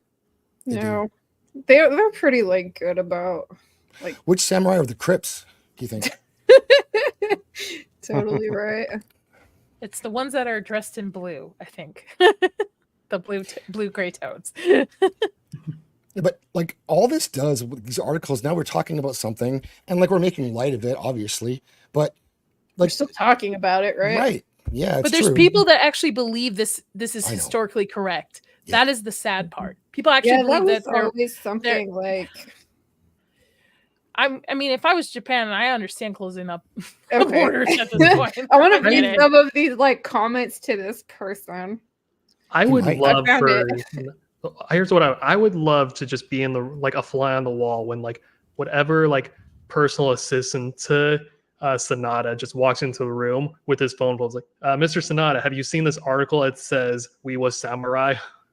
You just You see guys, so Sonata's this face guy just reading this thing like, starts what the the article fuck have you off brought me? with this like or actually I don't even see it. They must have taken it out. Because he starts it off with like a it starts with this proverb that was at the start of it. So they must have taken it out. Like that thing. It says, for a samurai to be brave, he must have a bit of black blood. And so people are like asking the guy who wrote the article, it's like, What? yeah, he's like asking for evidence. And he responded to someone, he's like, what is a verified source of a proverb? You must have found it enough to know it's saying in Japan for a long time. Do you need a source? It's a proverb. He's like, then another guy replies, there's no evidence that it's any kind of proverb. Proverbs come from somewhere. They're usually attributed to a person, blah, blah, blah. And they keep going on. And he's like, in other words, you don't have a source. No, Is there's this no somebody source. else? Listen, Is this equivalent to saying poetry has facts behind it? Yeah. It was like, guys, like, you made it up, bro. You're retconning My source is I Japanese made it the culture to fuck include up. black I'm too people. fucking sober for this fucking article. Yeah, I was thinking the That's same true. I'm actually gonna ask my husband send me a shot up. Yeah. Atta girl. Get on it, Chris. Yeah, it's so funny. Like, yeah. Or whiskey, one of the two. Oh, we have Japanese whiskey. Ooh, Satori. Which one And is there's it? like black people are like, okay, just because this guy is black and he But wrote this article doesn't mean that he speaks for everyone. And I agree. Kentucky I have to say, Owl like, did a Japanese whiskey. I would expect that, like, it would be kind of embarrassing. Like, if this was about, we'll say Canada and Canadians were the ones who actually found Japan, I'd be embarrassed that people are talking about this because clearly it's not. And it's like, why even bring this up? I'll tell you, Zach, so if it's the reverse with Arabs, my dad would somehow find a way to spin it. Okay. My dad would Fair. be like, listen, Arabs, listen, we started. Yeah, he would totally. I don't know. It's so funny. It's like, I hate it too because it just like, it's like, they don't have anything else, but that isn't real. Like, that's not reality. There's a lot of cool black people. Like, why don't you talk about them? Yeah. It's just like, doesn't fit your stupid agenda. Like, I hate this crap. Do you think there is and it's a weird thing. I feel like they might be ashamed of their own history and myths and stuff. It's the same thing I have with Disney race switching characters based off certain fairy tales. I mean, there's a ton of African culture in myths and fairy tales and stuff like that. Why not, you know, Why tell not those just stories do a different Yeah. story? Like, come on. there's instead of cool shit. taking like I don't know, Cinderella and then turning her black. You know, it's based off Grimm fairy tales. It's Little like- Mermaid. yeah, just why not actually go in and do your research and base it off the ton of culture and myths from African descended people. Because let's But be real, they don't really care about diversity. They just kind of want to destroy like European culture. Well, that's kind of Yeah. like the cherry on top of this whole thing is I believe like late last year, Disney did actually put out like some like African centric like animator collection of some sort, like highlighting either like African based animation studios or African based like stories that were based on like folklore. And I saw it for like one day being promoted and then it just vanished off the face of the earth. But apparently it's supposed to be decent. So like it is there. Like there have been like people who have gone out and like done like the deep research to find like, okay, what are the monomyths and the folklore behind all these different regions in Africa? But it's just not pushed in like our marketing here in the States. You just don't see it. do you think it's because current culture doesn't care It doesn't about that fit the stuff? narrative. I don't Yeah. want I don't want to assign malicious to it but it's really Good word. hard to be like with your current narrative you had a perfect layup to be like, and here's all the cool stuff we're bringing to back us up, and you just didn't do it. So I know, it kind of reminds me of the quilt shop that I went through. They had this big, like amplified black voices kind of thing. And it's like they had some people actually submit work from Africa. It was so funny to see what they did versus what like Americans did. And the American stuff was like cringe theater, like just so cringy. And then like the African was like, oh, it's this beautiful like portrait of like this woman's grandmother, and it was gorgeous, and it was like they were just nice pieces of art that weren't about like the struggle or like systemic racism or like I just think that people don't care over there, and that it doesn't fit the narrative here, so they don't want to hear about it. I want to get through this one little part. I'll read, then we'll go on to actually talking about the show, which is awesome. And can I say Negroid? Is that a word I can say? I mean, you just did. Okay. Yeah. Vex isn't here to cover you. Substitute it out for ninja. Yeah. I mean, yeah. Because it's a quote. Yeah. So that quote. There's a statue of a guy from 700 something. Kiyomuzi, whatever. Numerous fires and rebuilt several times, but the statue itself, they think probably has Negroid features, as described by Hyman. I don't know who Hyman is. This is I know what a Hyman is. Listen Yeah. to his. Listen Can you to pull up his a description. picture of the what the statue looks like? The description is so funny because like it's just describing like Asian, like Japanese people. Here's the quote from Hyman. As seen in the temple where he was honored, Maro's stature was taller than his fellow contributors, wrote Hyman. His hair was curly and tight. His eyes were large and wide set and brown. His nostrils were flared. His forehead wider. His jaw thick and slightly protruded. Like, I don't know if you've seen Japanese people. Just sounds really, really pissed. Like, what? I have to see what this thing looks like. Yeah, I'm looking forward to. Yeah, I'm just like, where do you guys come up with this crap? Oh shoot! Oh crap! I'll be right back, guys. Okay. I gotta look Will in. Good. Really? This guy? Um. Hold on. Yeah. Hold on. I think I found it. He's got like demon teeth. What's going on? Why would you say this is your people? Is this it? I think this is it. Yeah. Yeah. That's what I just shared. Yeah. Mm. Same thing. Oh yeah, he does have like the Oni teeth. Yeah. Okay. Are they He's a demon. the metal turned black? Like what they over time, like what they carved it out of? Well, they also said this has been on fire multiple times. Yeah. So that may affect it in some way. I don't know. But you're reaching. So like, it's tough to prove a negative. So I couldn't prove for sure there was no white Zulus, but I wouldn't want to see it. Like, I don't need to find it. It doesn't matter to me. Like, it'd be ridiculous if there was one. There could have been, but like, why go searching for that? That's not what the whole story is about. Yeah, that statue, if you look through a bunch of different Japanese, I mean, it looks even similar to Buddha in a way. So like, this is just, if I was a Japanese person, I would be super pissed because this is just trying to rewrite my own history, you know, instead of just celebrating this show that's been praised so well for its acting, its set designs, costumes, and pacing and stuff. No, we gotta, you know, can't praise Asian people. We gotta figure out how to erase everybody. That's weird. We gotta figure out how we get ourselves involved in this. Yeah. AJ, for 2 months has been a member. Thanks, AJ. What's good, people?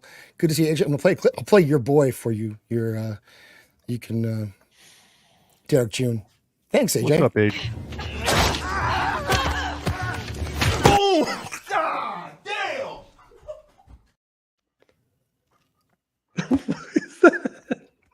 That's the Last of Us 2 where Fat Geralt punches out this trans kid. Oh my god. Yeah. Oh, I do not. It's pretty funny. I do not regret not playing that game at all. Yeah, it's right. It's so sure, maybe there was, but it's not. Why would you go filtering for that story? If you're telling the story of this time in Japan, that's not what you're going to want to tell anyway. And like nobody knew where Japan was except for Portugal and Spain, really. So like there wasn't a lot of, you know, traffic in and out, and there definitely hasn't been since then because they don't want that. Even if it is true, who's to say it's the same era as what the show is based around too, as well? Like, I can't get that kid to do the what? That's the statue. The one African samurai. What? There's gonna be one kid that's like, my history presentation is on so and so, the only African samurai. How do they get that that's African? Because it got burned a couple of times. Right. Because they're racist to their own freaking people. Like, it's just like, this is ridiculous. Sad guilt is undefeated. Okay. Yeah. I like should be the squint celebrating your eye, though, history, like- not to try to take over other people's history. So Yeah. Oh, Nos wants to play the Yakub clip. oh no. Never mind. Uh-oh. I'm scared. Do I really need alcohol now? You might. You might. Should I be worried about? Should I be worried about being affiliated here? That you're never gonna want to come back. I would just like to say I'm not here as a representative of my employer. Definitely not. All opinions are strictly my own. Okay, here we go. Okay, you're gonna get it, Nos. You're welcome. Master of wow, this is interesting video. Okay. This will be the last thing I Oh my god.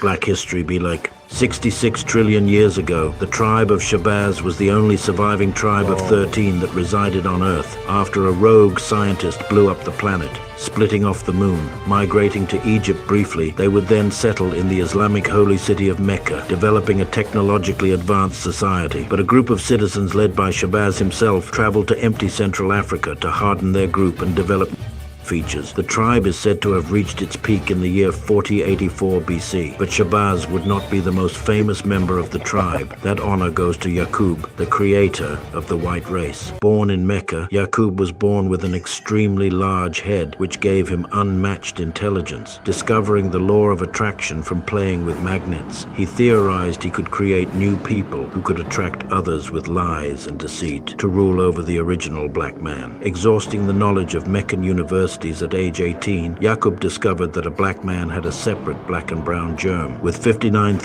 59,999 followers, he went to the Isle of Pelan, modern-day Patmos, establishing a dictatorial regime in which black traits were bred out through a eugenics program, in which blacker-skinned babies were killed, but lighter-skinned babies were allowed to live. After 200 years, he would create the brown race. Yakub would die at the age of 150 years old, but his followers continued his work, eventually creating the red and yellow races, until after 600 years the white race was born. The brutal conditions made this race evil by nature. Born with an innate desire to lie and murder black people, the white race would travel to Mecca, where they would wreak havoc and mayhem on the population. They were exiled to Europe, where Meccan soldiers would patrol the border to prevent the devils from crossing. The whites would further degenerate into barbarism, living naked and eating raw meat. A man named Moses would teach them to wear clothes and try to civilize them. When he gave up, he blew up 300 of the worst white people with dynamite. The whites, however, had by this point learned technology, using trickery and lack of empathy to usurp power and enslave the black race, bringing the first slaves to America. Some whites realized they were evil and tried to go back to being black, but with nothing to go by, they instead became guerrillas. Yakub's progeny would usher in a period of violence and misery. The white race, starting in 1914, would rule for 6,000 years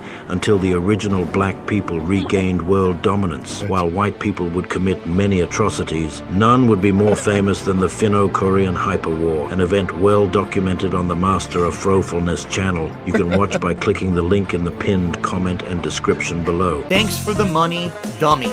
This is the Netflix show they should pitch. They should. Come on. Oh Yes. my god. I have my promise you this will guess. get you past Amazon's diversity quotas with no Love it. trouble whatsoever. Oh, my you get God. 7 seasons right off the bat. Try listening Oh, just to the audio. How much did Amazon pay for all of Rings of Power? What was Oh. Is it, this like a real thing? Is this like really Nation of Islam? I don't know. We don't say Rings of Power because if we do 3 times, Lofty might pop up. That's so. true. Who And knows? Lofty has the link, so Yeah. Oh, Lofty can God. jump in if he That's wants 2 to. right there. One more, he's Yep. gonna show up. I'm gonna beat his ass over that Lofty. adaptation debate. Oh, That was so funny. Like, oh my gosh. Lofty, if you That's- hear that, I don't actually mean it, but no. All right. Have you seen this in schools? Yes, Squeaky, you definitely should teach this in schools. It has to be taught. And of These stories course, have like, to be told. AJ is I feel like descended from Anubis because of the dog on the human body. I feel like anybody who says there was an African samurai and is debating it on Twitter, you just tweet this to them. Just don't say anything. Just like put the link in a reply. That's it. Yeah. Don't even grab the link. Just have it downloaded, posted in full. Yeah, in the right there. replies. Just like, here's your source, bro. Trust me. Yeah. Well, Will's here. What's up, Will? Yeah, I had to let him in.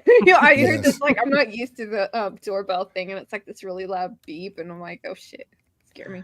Listen, I want to know who found that video. Who was the one to tell you about that, Zax? Was it Nos? Nos. Yeah, he just linked I it saw for me in on the chat. Telegram, like, How did weeks Nos ago, find man, it? That's crazy. Nos probably created it. Like, Such a mystery. Such it's an a alt mystery. account. Yeah, right. yeah. For Donald Trump, that's what it is. No, it's Kanye West, obviously. Oh yeah, sorry. Yeah, that makes more sense actually. Sheeple. So okay. That's still pretty funny. This whole thing is pretty funny, but let's talk about this show. Episode 3, Tomorrow is Tomorrow. This is where we start to see Yasuge. Is that it? Yashige? Is that his name? Yeah. The other one. Yeah, We'll call him the other one. Okay. The other one. Yabushige. Yeah, Yashige. Bushige. He starts to realize that he's probably going to be fucked. Trying to play both sides, keep himself, with whoever's going to win, and which is why it's like it's not a bad trait to really try to stay alive in this situation where people are killing themselves left and right. But he's being questioned with his loyalties, and that goes on to episode 4. But this is sort of where that gets started. Cool character though. I'm a fan. He's my favorite character of the show so far. Is he? Mhm. And I could see like this is where he's Toranaga. He knows that Toranaga knows, and he's ready for him to take his head off. We're willing to let that happen. With being confronted with him working with Ishida, I think is his name. Ishido. His name is Ishido. Hashimoto and Ishido. Hashimoto. Ishido. And this is of course Toranaga, who's like this actor is amazing. I love this guy. Yeah, he's great. Love him. Aren't you my reliable friend? These are the kinds of conversations you could be having. With the threat of death always over your head, you can't say the wrong thing. Because if you say the wrong thing, you might have to kill yourself. Right. This Yeah. is such an interesting show because it makes people put their phones down because you actually have yeah. to pay Yeah. attention to what's written on the screen unless you speak Yeah. fluent Japanese. The fact that we had to get a whole graphic just to explain all the different relations between characters tells you just how much of a depth the show has with like its characters and its motives and all the, like all the things in play. I like this scene right here where he's like, let's watch the sunrise. Yeah. And it's a metaphor, like we're gonna watch a lord, like he's like there's gonna be a new existence in Japan, and that's like he doesn't realize it, but Toranaga he realizes it. Like there's gonna be a new state coming. There's a new like a new way of life in Japan, without the like. Because I'm going to assume, and I don't, because I don't know how they're planning it, but he's going to wipe out the other 4 eventually. Right. Yep. Well, we'll get to that by the end of episode 4 on what's going to happen there. Also, that was interesting with the sunrise. Japan, land of the rising sun. Land of the Rising Sun, also, yeah. I have not read the book yet, and usually what I do is try to postpone watching the show and then read the book first. But I feel this is so well done that I would still be intrigued afterwards to read the book. Oh yeah, definitely. Once the show, because I'm sure there's more The books are details like that are this. missing. Yeah, absolutely. Before we go any further, I just want to take a moment just after this intro, because it was on screen for just a second. The music for the show is superb. Like the opening. Oh, thank you. The introductory theme is extremely. It's so good.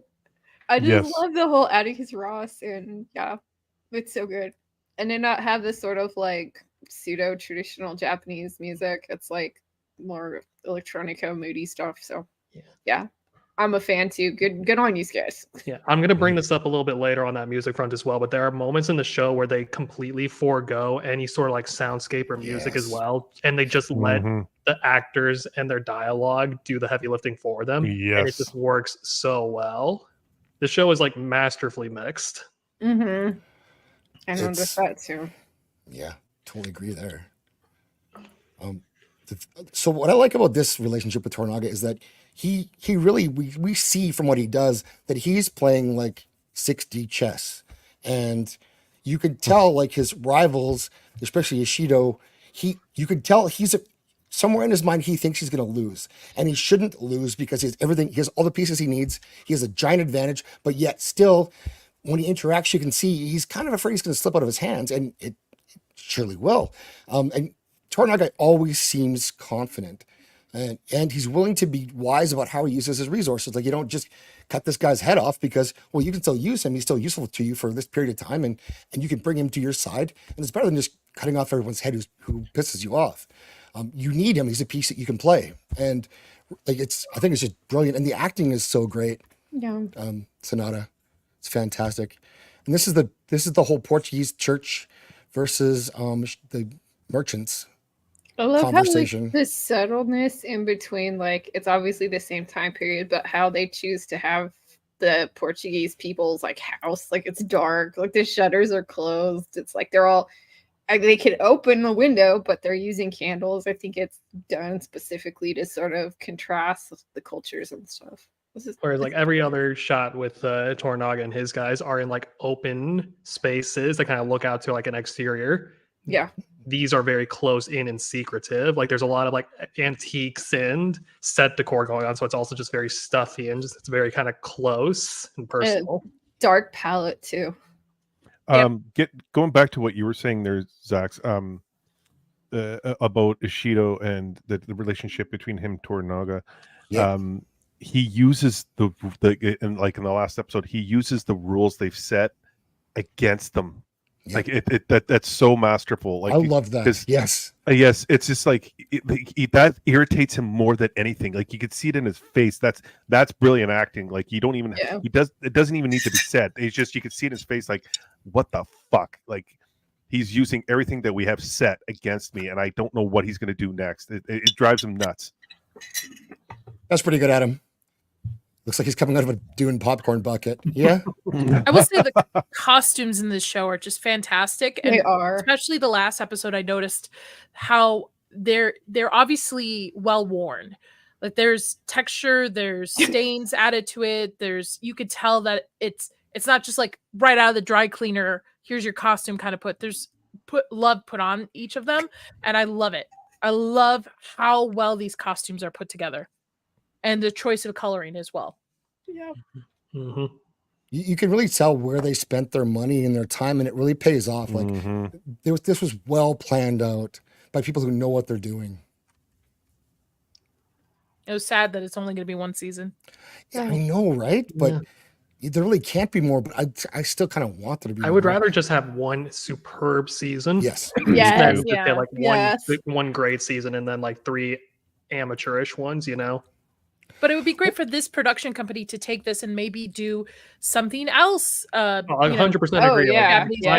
Find like another novel to adapt into something like this. Give like this crew and give Sonata more stuff to do because he clearly knows what he's doing as an executive producer.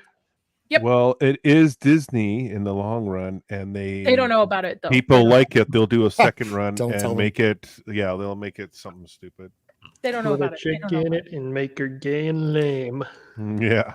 So this That's true. is one we idea. haven't really seen any gay people in this. They've had references to it because you had like the one moment where Marco was asking Blackthorn if he wants like a companion or if he'd prefer like a male companion. But not an actual character. No. That's represented that way. Like that's their because nowadays that's everybody's personality. So William Richards, it's funny that this is an extreme statement to make, but yeah, put it better than this. But it's simple as this looks like a real TV show by actual people who know what they're doing and can create all of this and plan it out ahead of time. And they put their money in the right places. And like you don't need to build a whole city, you can just that the CGI works fine for that, and you can always forgive it because those are static buildings, and the people and the way they move, and like even like the extras, everything is done so well that you're into this world and the story all the time. But this is the other book by the same guy, James Clavell. This is what people have talked about. They might adapt, or they would like to see this adapted next. Is Taipan? I don't know anything about this book at all, except for it's about Hong Kong, and in the 1800s, and like how Europe went during the first Opium War and kind of saved Hong Kong. Well, that's what I'm going to say. Anyway, and borrowed them for a long time, and said, "Oh my gosh, you guys! We summoned Lofty. He's here." Oh, oh God! We summoned him. We summoned him. No, Nadia. We summoned him. Did it? I do want to ask, while we're on that topic of just like how good everything looks. I was just trying to do a quick search for it. I really want to know like what the budget for this show was now. Who said Rings of Power 3 times? Now we have a Lofty in the chat. Well, I believe that was the third one right there. Dang! You brought this upon us. You Lofty. met your destiny on your way to prevent it, you fool. My husband calls Lofty every woman who does content creating work husband. So as much as we Lofty's fun, but like he's always a good sport too, which is we don't find a lot of that really. Copa's the worst sport, and Flaccid is like embarrassingly bad. So it's nice to have a guy like Lofty who's above those two at least. Listen, sometimes you're playing checkers, the other person is playing chess, and sometimes your opponent just eats the pieces. All right, Yeah, that's right. I like that. I like that. There is it's not a binary between play the game or not play the game. There's a secret third option, and that is eat the board. Lofty has become such a big thing in my house that when one of us has a bad take, we go, oh, one of us had a Lofty. But yeah, like look at the show in motion and just tell me you don't want to know how much they spend to get it to look like that, just so you can compare it to something like Secret Invasion. Well, oh God. Last time we talked about this, there was the CGI is a little rough to look at. The ship in particular, yeah, but some of like the village ones at least, like just like wardrobe alone, it really works.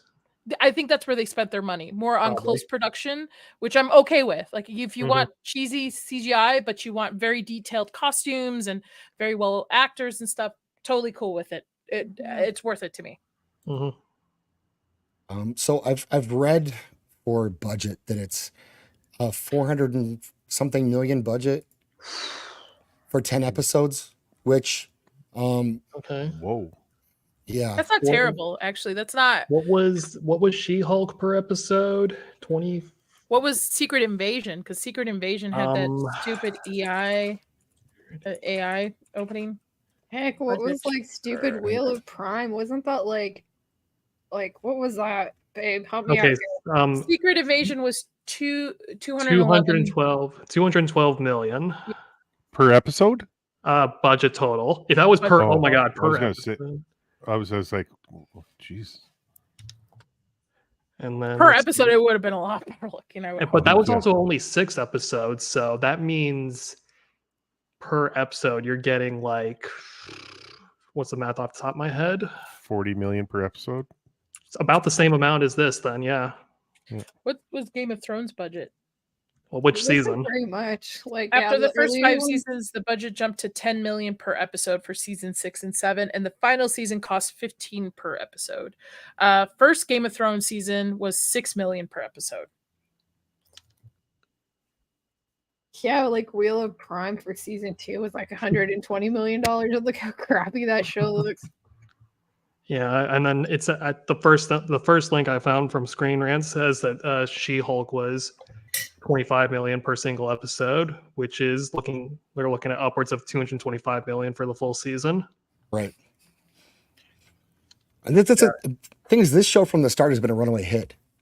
Too. Yeah. And you're getting 10 hours worth of quality TV and really that is like the other just contrast this. It's like all those Disney shows I just listed off, like some of those episodes are like 25 minutes long. Whereas these have all been like 50 plus minutes long. Some of them have started pushing closer to 70. And mind you, some of the main cast is well-known actors, but most of them are not. So maybe in Japan, but not at least in Western. I can't find a solid number on it. Like people, there's lots of conjecture, but we probably won't get one until it's closer to the finale, to be honest. Yeah. Yeah, that makes sense. So that could be 250 million. I'm ready here. So, per episode or per series? For the series, which is the same as She-Hulk. That's closer in line to the other Disney ones. It makes more sense, yeah.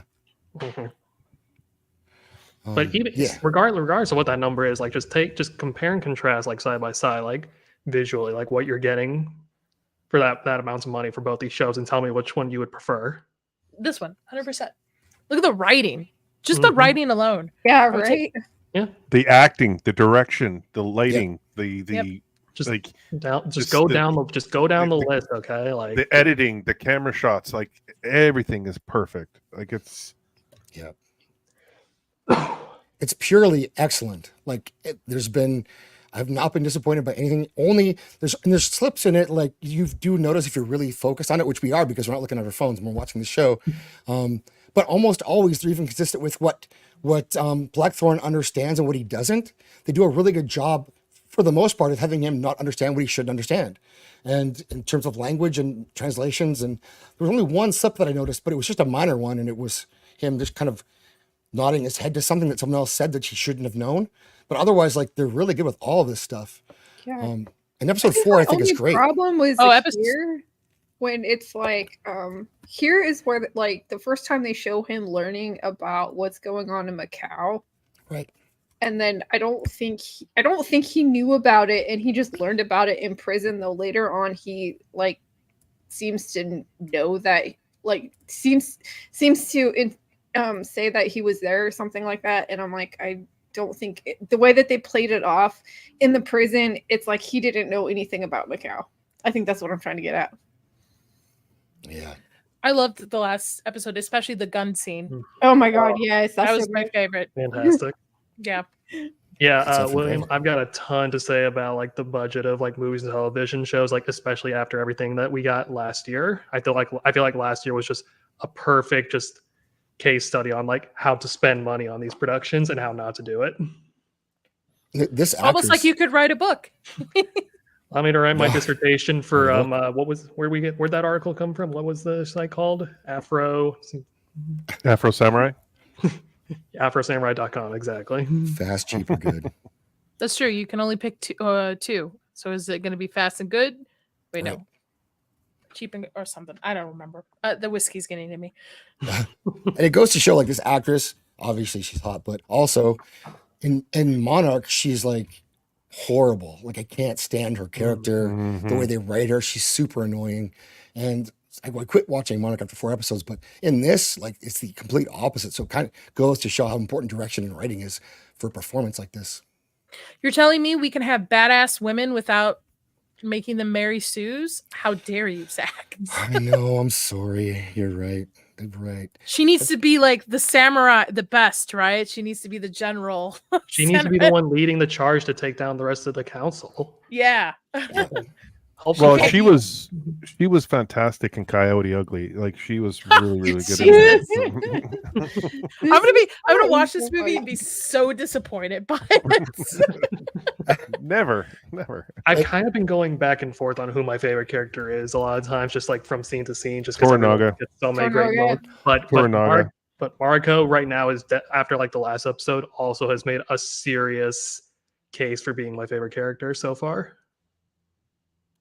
I'm even like Fuji-sama, what did she called? His, like, not concubine. Her consort. Consort, yeah. Consort. She, at first, I didn't like the actress much, but the more it's gone, the more I'm into her and her character. Like, she's doing a great job, I think. And she's like, this is the worst. Not helping. No, the hair doesn't really help much in this. But this is where I believe she's getting her, the ashes of her son and her husband, and she's like, thanks.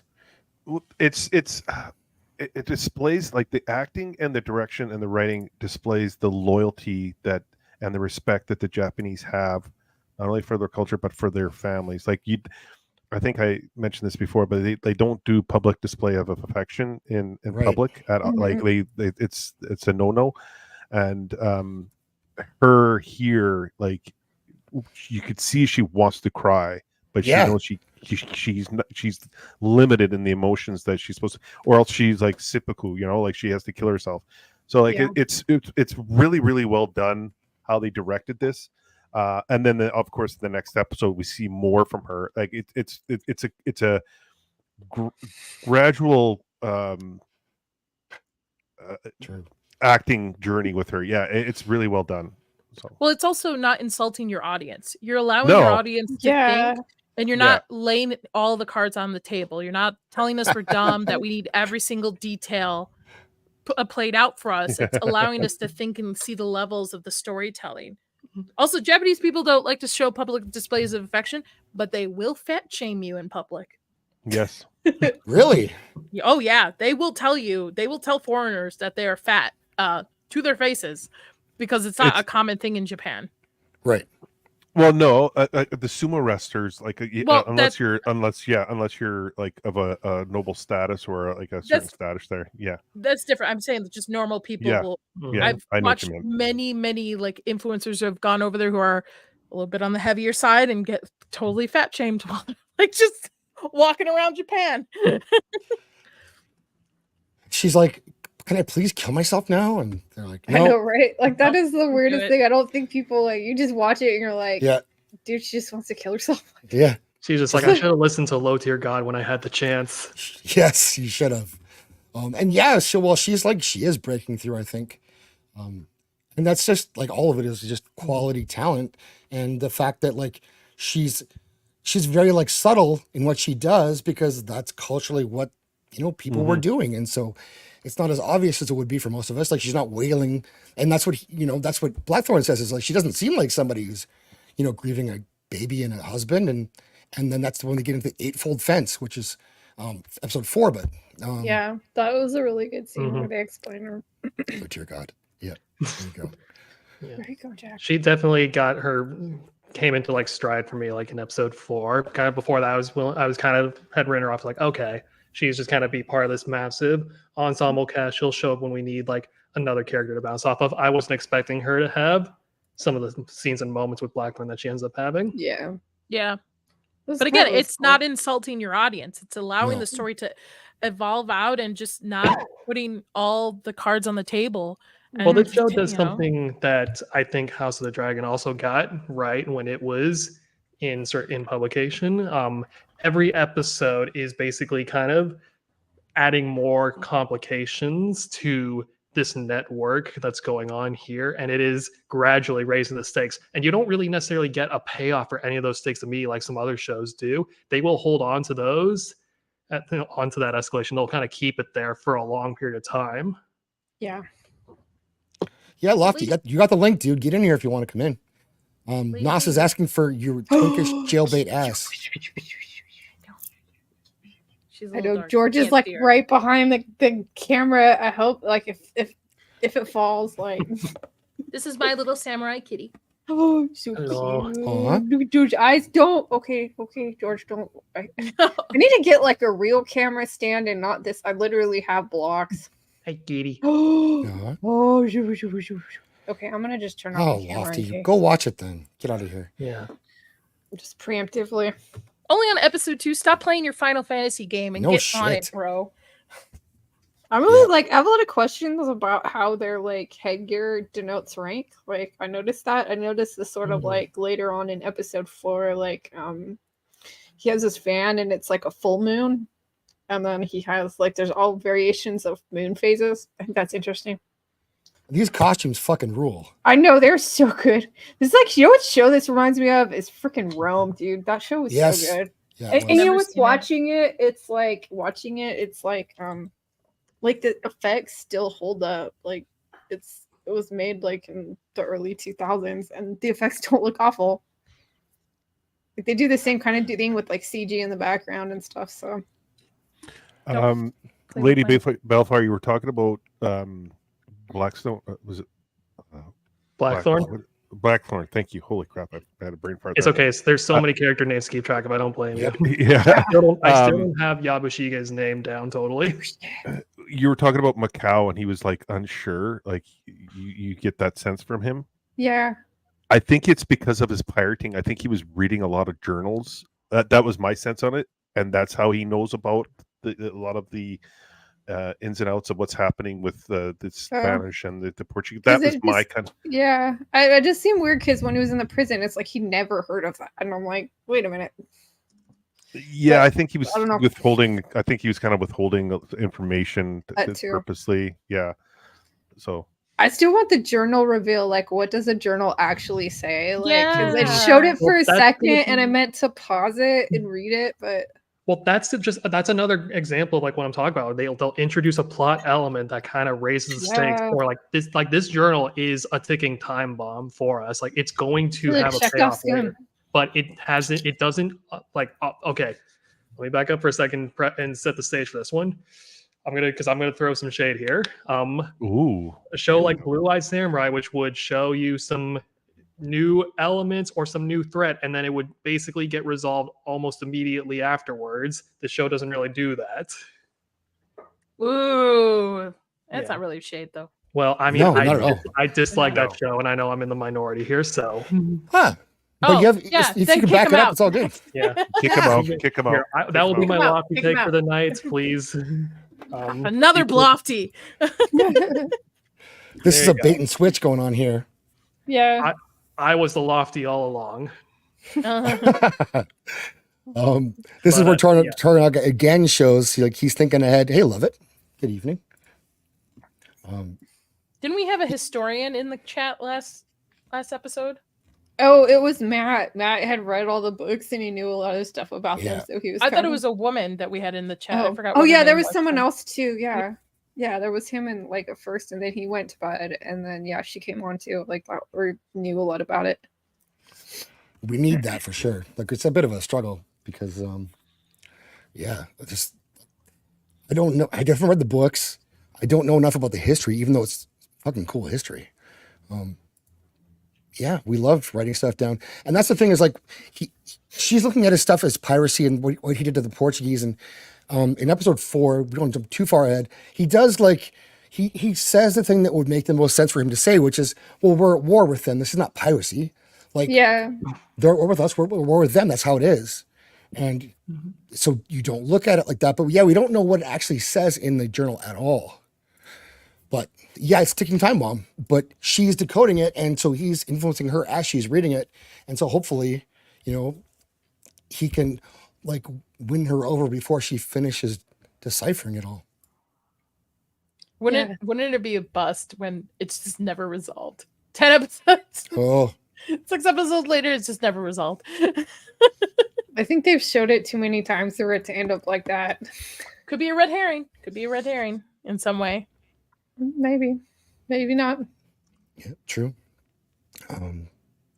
So this is so Toranaga is playing the game again where he wants to get smuggled out of the city, which is by far the smartest thing he could do, but everyone seemed like he was refusing to do. But because he's smart, he's got the 3 hearts, right? He keeps the one too close to his vest, and he swaps out with his wife, which is solid of him to do. She can stay here and, Women, like nobody cares about women, right? yeah, right. Well, Get it's boiled or interesting. whatever. They don't kill women, right? So after they found out that he had snuck out, his Mhm. wife hasn't seen any consequences to it. I'm just waiting for the follow-up article. Where's the female representation? Where's our strong woman character? Oh God. Where's our everywhere. blue-eyed samurai? Yeah, Where's my our God. Mizu? I think it's interesting because because we all have decent IQs, you can look at this and go like, well, a strong woman, you have to be strong to be able to survive and thrive in this culture where there's so many rules, everything's so strict, and you can only move along so far. And that's a strength in itself. It doesn't mean like, throwing punches. You're telling Yeah. me you've seen your qualities as a woman to actually, play the game instead of be a Mary Sue. Doesn't Yeah. exist sex. Doesn't I exist. know. It's like show Cersei. Like she was like, it's like I talk about this all the Yeah. time, like comparing show Cersei to show Rhaenyra. It's like, okay, show Cersei in Game of Thrones is somebody who is doing what a woman would do in a patriarchal culture. She plays the game in her way that she's able to. And I should mention that the character in the book is like a lot different than the show. But anyway, but then Rhaenyra, it's like she just bitches about the patriarchy and she doesn't like use it. That's why I thought like the other show was so much more exciting, and why this is exciting is because it's like you could see there's a place for these women, yet they're doing stuff, and it just plays out better than instead of just saying like she's a warrior or whatever, like you're seeing people do stuff. Yeah, where was our women samurai? Like, where was our representation Right. as a samurai? Yeah, let's go. I was about to make a huge spoiler for episode 4, but I'll hold on to it a little until we get there. So this is the one segment where people have complained about the performance by Cosmo here. Cosmo Jarvis, I think his name is, because Blackthorn they want to search in that carriage again, even though they've already searched it once. And so no one will stop him. And he's like, is no one going to say anything? And so he has this entire freak out, which was like over the top big time. And people thought that was sort of a flaw in the acting. And I don't really see it that way. Personally, I see it as more of, this is Blackthorn trying to act. Like he's trying to put on a show. Yeah, exactly. I like this. I thought it was great. Yeah. Yeah. And so I think he really, like, the actor wasn't bad in this scene because he looked awkward and over the top. That's what the character would look like doing this stuff. Mm-hmm. And it did work, and no one else would even try it. And he's the think barbarian, right? So yeah, the funny thing is too is that it's like, a lot of people like, why would you do that or whatever, but like the people that are around him haven't like been exposed to him. So like if he was doing it around like Tornaga and his people, they wouldn't fall for it because they've seen how he would act. But these other guys don't know him. They've just heard all these stories. Like he's dirty, has a dog face, he curses a lot, like he's just gross barbarian, Yeah, he's the Anjin. He's the barbarian, exactly. Yeah. So he plays it out. God, the shame of it. Like he really goes all out on this. So oh my god. And your hair looks like the tail of a horse. Yeah. Oh my god, yeah. Like a tail of a pony. I wonder. A part of me wants to believe that that's just like improv. Like they just told, like, we're gonna do a bunch of different takes, just come up with different insults and just have at it. I want to believe that that's just ad libbed. He still looks like 30. a young Tom Hardy. And then somewhere in there, that's just marked as like take 25 or something. That's funny. Oh, Timon and Pumbaa, AJ. Timon and Pumbaa. Always at the Lion King, AJ. So this does work. He gets the attention of the people he had to get the attention of, and they say, "Let's get the fuck out of here," and it worked. Like that was kind of a brilliant plan on his part, and a big risk for Tornaga, but it did pay off. And he's doing the smart thing, which is get out of the city before they can, cut his head off. Yep. And I liked what he did with he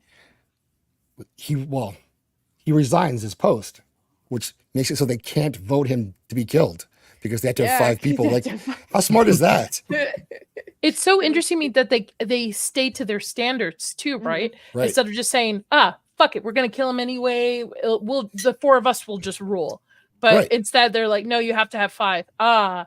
Dang it. Fooled again. That's right. Yeah. It's really funny in a way, but it kind of like, okay, there is definitely like a personal honor code here going on. That's why I think the women aren't affected in a sense, like used as like kidnapping or killed. Like his wife isn't killed or used in some sort of way. There's some sort of honor and respect, which I feel it's not going to go the same way in the next episode because of how episode 4 ended. Right. This is where we kind of learn. This is where you kind of get engaged with Bontaro, or Miko's husband. Bontaro. Bontaro. Good. Well said. Hamtaro. And he's a badass, it turns out, even though he's kind of like impolite with her. So we're supposed to think he's a bad guy, but that's what that's the culture. So no, he's definitely a wife beater. I mean, like But that's kind of funny, right? No, it's not. No? Matt Rife would beg to differ. Yeah, that's true. That's true. Sorry. Okay. Matt, right? Yeah, made it it was up. a good save. Yeah. And even just through his actions, because we hear he's a great warrior, but you invested his character more than you could have from anything else they could have done with him because, well, he does step up here and he goes out as a hero-ish and protects his wife and the white dude, which is more important than anything else. You mean the dude that's going to Definitely. end up railing her at some point? Oh, yeah. He knew he had to get himself out of the way. Yield to. Like, I knew something was superior- going to have to happen to get like Yield to the alpha. Yeah.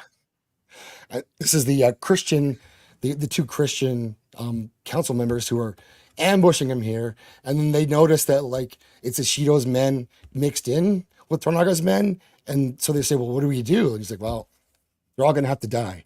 And so it's a kind of a mass confusion in this fight in the dark. And, you know, there's 4 different elements all in this same area, plus the white dude, trying to get through this. And I thought it was well done. And you get the confusion, which is what it would have been. I mean, the white dude kind of stands out a little bit. Yeah, he does. Kaiju. They could introduce a kaiju to this, sure, why not? Yeah, where's Godzilla? Right. Isn't that what's he doing? historically correct? Right. King Kong should be riding Godzilla into this at some point. Oh my god, that was a clip they've used for promotion. Yeah, I know. The dead ass made I'd that. be game. I'd be game. Let's go. It was like, okay, big monkey fight big lizard, movie fun, movie good. Have they ever done Imperial Japan with Godzilla? Not to my knowledge. There you go. Listen, studios, I want at least 15% of profit. Yeah, pay the woman. Can we give Godzilla a sword? Yeah, or a samurai hat too. Yeah. Like, Can we make Godzilla shogunate? Yeah. Oh, so Kinda this have was to. this was our girl boss moment though, you know, right? Where Rico like picks up a spear. Yeah. Right. This was a discussion last episode of, was she trained? Like, is this something? And I think somebody said because she might be because we still don't know her family history, that she might become from nobility, that this is included in her classes, such as like interpreted as like interpreted dance, but it's really just playing with a spear. Right. But Jay, I think it was you who Gooch. Wasn't it you that kind of knew the difference between like what she was doing and being a samurai? I thought it was you. Repeat that. Who knew like What do you mean? she's not a samurai, doesn't fight like one, but she fights in that style that's acceptable for someone with her lineage. Yeah, because they talk like they're practice in multiple arts. That's So what because go ahead. No, Gooch, go ahead. No, go ahead. Sorry. Because she's she's oh my god, I can't think. She's in a elite, royalty, and She's a and highborn brought- lady. There are things you Yes, expected thank to you. know. Holy, It's She's like you Paris learn how to Hilton. dance, you learn how to play an instrument, you can sing poetry, even if it's poorly, haikus, like, all yeah. that. Yeah. It's a well-rounded education. Yes, that's what I was saying. It's the book, The Five Rings of the I have it right here. The Book of the Five Rings. The Books are low T though. We don't read books. the Book of the Five Rings. Anyway, it's based on Miyamoto's Musashi's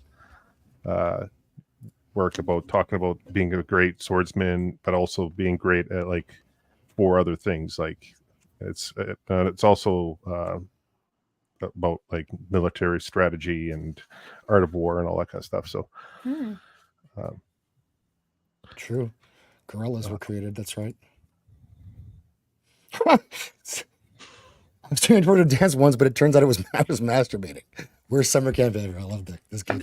That's good, Sammy's somebody you should have on. I feel I should. Yeah. And- Yeah, and- Sammy's great. Yes. I also want to say, like in episode 4, I know like she accepts the weapons, and she honors him with the swords. So like she knows how to use weapons. The Concubine or wife. whatever the Consort. consort. Sorry. Yes. I can't speak right now. My brain is like in a fog. Apologies. So Lovett's here in the chat, but I got like clickbaited into watching one of her Sims videos because she's talking about this person died, and I thought it was like her friend that died in real life, but it was a fucking Sims character that died, and she was like, yeah, I'm like, what? I don't understand what's happening, because she talked about this person by their name, can't believe he's dead, and then like starts listing off his achievements, and like, well, these don't sound like real achievements, because they're Sims achievements. And Sim players are no joke. I watched a video of a girl. She has a mission to have 150 Sims babies, and then when she has the baby, she locks the father of the baby in a basement and lets like basically starvation or traps down there, and then has a graveyard behind the house of all the little graves of the little Sims baby daddies. So yeah, Sim players are no joke. Yeah. Serious stuff. That's dark. Don't cross Sim players. Yeah. No. This is so she'll because she's from a samurai bloodline, she's expected to defend the household in the absence of their husband. Many highborn ladies were trained to use the bladed staff. Yeah. And I think archery too, if I remember correctly. And other staffs. Yeah, work the staff. Hey. Shaft, staff. Staff. Same thing. It's the same Chaff thing. staff. So this is where Toranaga's found out that he's with this group, and now that means every faction except for his is going to try to kill him now. And he's Toranaga, so guess what happens? Gets away. They go down to the harbor, and that's when like Blackthorn meets his buddies from the ship that they were sailing in on. And I love that because it's like, plant and payoff. It's like, oh, these are the guys that he saved from the storm, and so now they're like, yeah, this guy's legit. We're gonna take him on a ship. That's right. And they listen to him too. Like they actually take his instruction the entire time. So this is where our dude here gets his big moment. Mm-hmm. It's like, and so he wants to go back for him, for reasons, I guess. He has to pretend that he cares about this chick who wants to bang his husband. So he's like, oh no, we can't let him die. And then he's like, but really, let's go faster. Can I say, what an idiot going up the charge? Why not just let these guys? Yeah, just stay on the bridge, bro. Yeah. Like, come on, you can take out so many more guys. That was dumb. Yes, Or that until was they bring dumb. out the archers. Right. I was thinking that. Like, do these guys forget they have bows? Why would you fight this guy? Or wait, they just waited for him for a second until he turned around to charge. Yeah, true. But maybe he's alive. I feel like the whole thing is like sort of like the honor bound thing. Like, I mean, all joking aside, it's like he's like, yeah, we gotta save this guy, because that's what like Westerners would do. But they're like, no, he's gonna die, and it's a sacrifice. It's okay, let's keep going. Well, and like he knows that too now because Yabashuge, is that right? Close. Yeah, he was willing to Bushige. He was willing to die to save that Brochige. Portuguese dude. He's willing to die to save the Portuguese dude who he didn't know, just because it was based on honor. And he's going to kill himself before the water could, which is also, it's a weird move, but okay. Swimming would be fun. So this is where she's like, well, I kind of don't like this guy. So we can't, I'll watch him do this and I'll pretend like I'm sad. But she's not going to be really sad at all. He does that. I like the whole Neil thing. I thought that's pretty cool. Yeah, that was cool. I love the music in this scene. It was so good. I mean, why not just jump in the water and try to swim to the boat? Because it's not honorable. A real man would stand and fight. Whether or not he'd dive into the crowd and be like murdered like a bad zombie movie, or if he's just The armor also probably weighs him down too much. Mm. My meta reason, I think, is maybe he's not dead. We don't see him die because of that. And if they fought him, and if they came down here and fought, we'd see him die. So I don't. No spoiler. I have no idea. But he did go fight off screen, and he was smart to keep him alive to an extent, like as a hostage, right? Mm-hmm. He does the. You go. Wait till he finds out this barbarian's been banging his wife. That's right. I don't know if he'd be a good hostage. I don't know if they do hostage taking. To get information, I would assume. Maybe. Because, and also they would maybe offer him to do an honor killing of himself. He can Right, kill yeah. himself because he Yeah. got captured. Yeah. Seppuku. Why isn't Seppuku. Gray here? Good point. Where's Gray? Yeah, we need Gray's. Like, I want to hear what he has to say about this. So Shewall seems to know this stuff pretty well, so might Yeah. bug you, Shewall. Our armor would, that's an issue too. So this is where he acknowledges him or whatever it is. Mhm. This reminds me of Fury Road for some reason, where they're trying to chrome up their face, and so that Immortan Joe can watch them die. So he's like, "Yeah, witness me." And See what I it's mean like, by these guys just waiting for him? Yep. Mhm.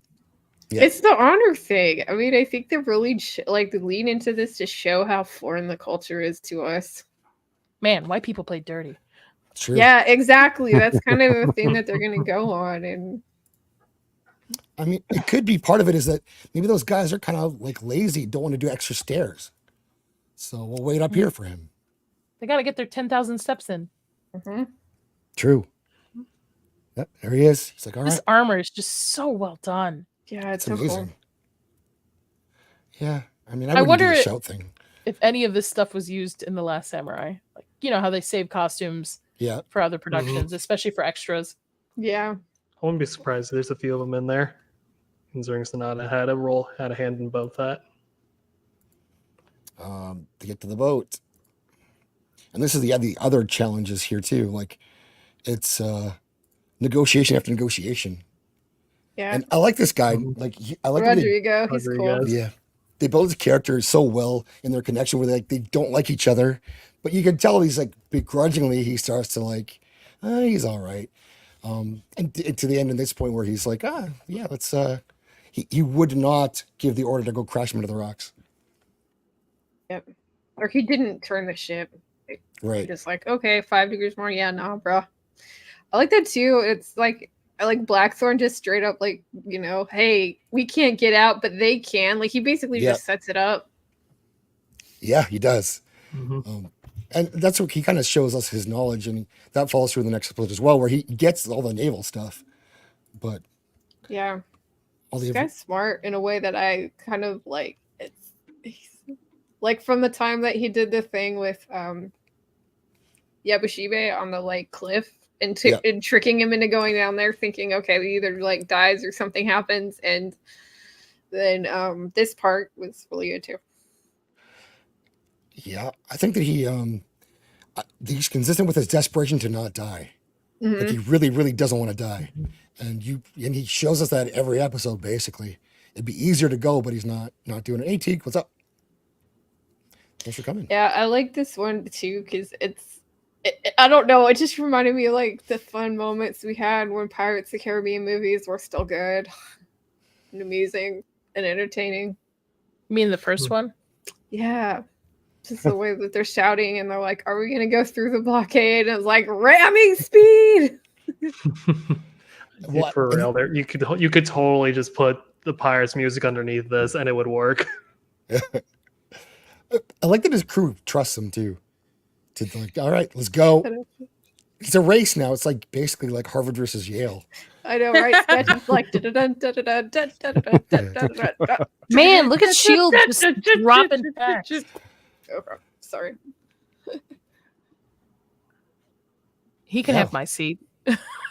Well, we have a seat if he wants a seat. Chihuahua didn't. Yeah. Yeah, we got like He's lived a in Japan. ringer here. Oh, you Yeah. did, huh? Mhm. You're right. He can be our little historian. I don't know if he's little or not, but Yeah. it's a bit rude. Nadia, Little no? dragon. Little dragon. Little dragon. So this is the race, and the highlight of this episode is where, at the end, when they practice diving together. I think that's amazing. Yeah. A couple of that's dudes funny. taking their clothes off and going for a swim. What's better than that? Yeah. Skinny dipping with the homies. There was no shrinkage there. Nope. No. And this is where, like, I start to see in the performance that he really does think he understands that he's probably going to be fucked somehow. But he doesn't know how. Like, he doesn't know how this is going to I happen know. because How is I have so every advantage, funny. but I'm going to get fucked, and he gets fucked.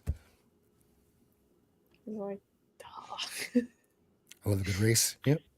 that was really funny. Oh, Uses it's coastal Gadfly. Valkyria. Hey, Gadfly, what's up? Thanks for coming. So this is the whole. He's resigning from the council. Tornaga is so now they can't vote on him, which is fantastic work. This is him talking to his son and pointing some. Just like, you know what? You got to do things by yourself now. Like, I'm not going to Mhm. hold your hands. And oh, it gets so good. Episode 4. I feel like it sets up very well for the next episode too. Yeah. Keep going. Keep going. Here we go. A little bit more. A little bit more. So they know that he knows about his crimes or whatever, but they're like, yeah, but you know what? Because Tornaga's very intelligent. And he's like, well, but I can still use you. And I'll give you this title, which is interesting. And then we're going to get to skinny dipping. How tomorrow? like how Zach's is skinny dipping and the guy's like in his loincloth and the other guy like literally jumps in with his robe. Like a full pajama robe, yeah. But like in my head canon is that they have a race. And so that loincloth is going to be too much drag to want to race with. He's going to let So- it go. He's going to have to let it go. And, you know, Toranaga, maybe I can't win this race because he has no clothes on either. And so I have to match him and catch him. So that's my headcanon. Vex is back. What's up, Vex? Is that a white guy in Shogun? What? I know, it's amazing. Well, considering how many just like new scenes Jarvis has here, Yeah. like over these last couple episodes, I'm wondering if they had a bet to see how many times they could get him like in the nude in a scene and get one. For I know, every he's episode. always I'm kind of hoping that naked. becomes a recurring thing for each episode. It's like, okay, and here's the nude scene. And his trap game was on point too. If you Can we look get at a him. full shot, Yeah. please? Full shot. Trap game. Wasn't that episode 2? There we go. There we go. There it is. Yeah. There we go. That man is ready for the Olympics. Okay. Yeah, he's going. He's Yes, a he's the brave- lightsaber we all need. seaman. He hasn't had carbs for over 60 days. Definitely not. He's It's dried out doing too. him well. It's Yeah. doing him well. And when the actor too, like, we've never heard of this guy before, so maybe this is why they cast him. Just looking at that right there, doesn't that just make you think like, can't you just see that guy playing Tarzan when you see that shot? Hell yeah. Yep. I don't know. I think he's a little too small to play Tarzan, but he might be a good Wolverine. So Ooh, Nadia, like, good. if you follow his, call. I think it's a good call. If you follow Tornaga's eyes, what's he looking at there? Same thing I was looking at. I think everyone's looking at. Same He's thing I like was that- trying to figure out. He's looking at that man like, damn, I gotta get my bench game on point. I was Yeah. wondering why, after that thing has been in the water for so long, why it didn't just shape to it, the cloth. But maybe there's a little bit of protection under there. Maybe there's a bit of a bulge forming. He's excited and he's like, I Yeah. want to see what this looks like. Now I'm I mean, curious. I'm sure that sea is cold. There is possibility of shrinkage. I've seen That's Seinfeld. what I I was. understand. Yeah, I was wondering that. It is Oh. winter. This is the Homer Simpson stupid sexy Flanders. Yeah, damn Caucasians in their enormous genitals. Absolutely. Yeah, Jacob, what's up? That's true. He would be pretty big compared to, I mean, what they've normally seen, right? Oh yeah. Yes, big feet. Yeah. Pause. Yeah, Thank This you. is That's not good. this Get is it not for a sure. black samurai, okay? But I mean, it's still a step up.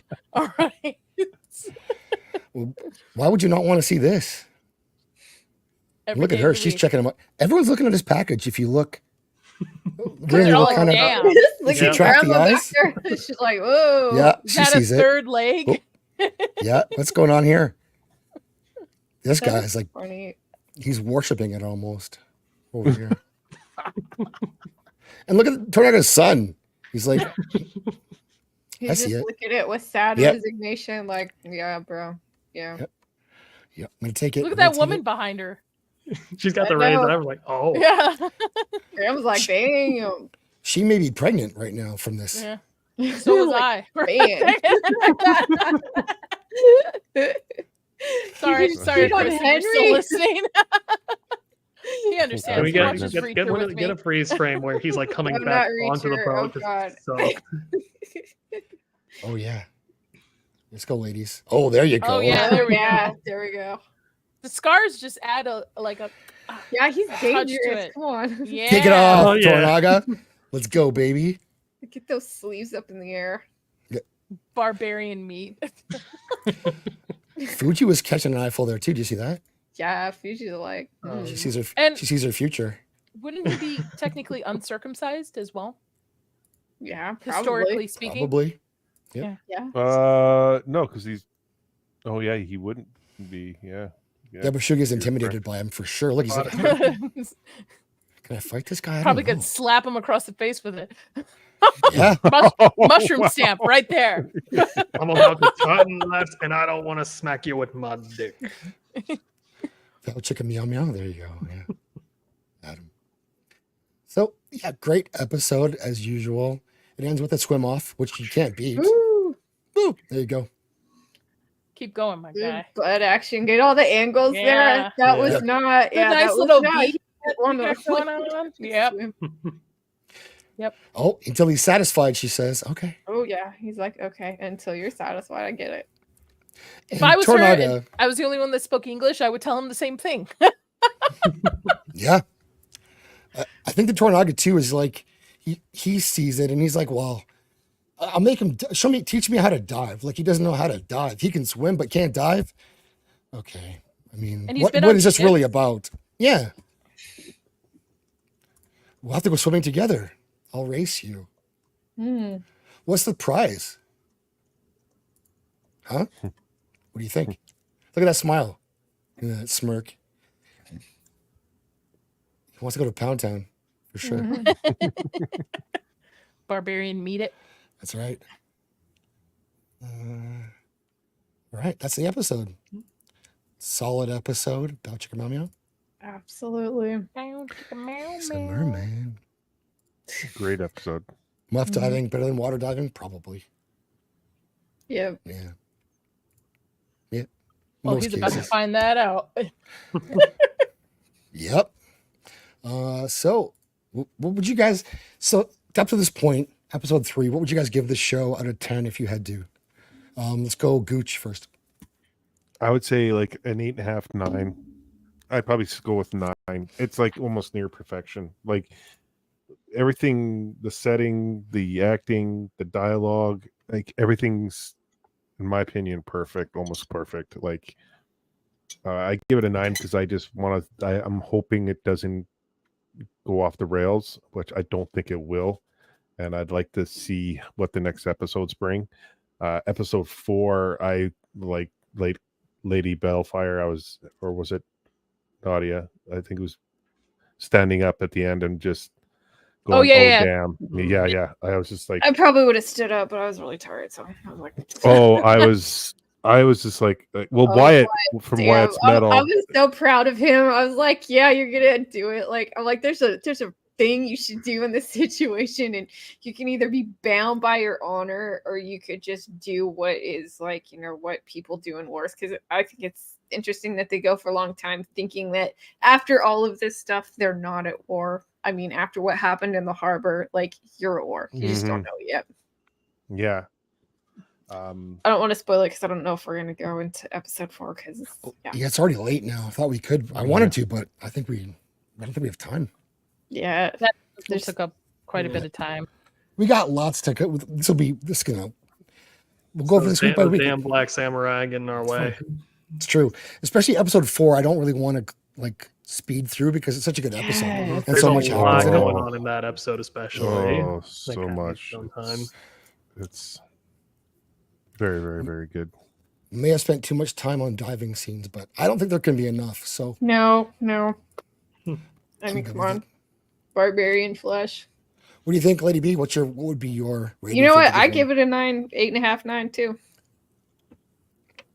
It's like it's just a very rare example. It looks so professional, and everywhere there's competence. The sound is awesome. Like Sketch said, like it's so great seeing a production that knows how to use all of the different parts of the language of cinema. It's like there's different like lighting in certain areas. Like I said, with the Portuguese area versus the Japanese, the colors are different.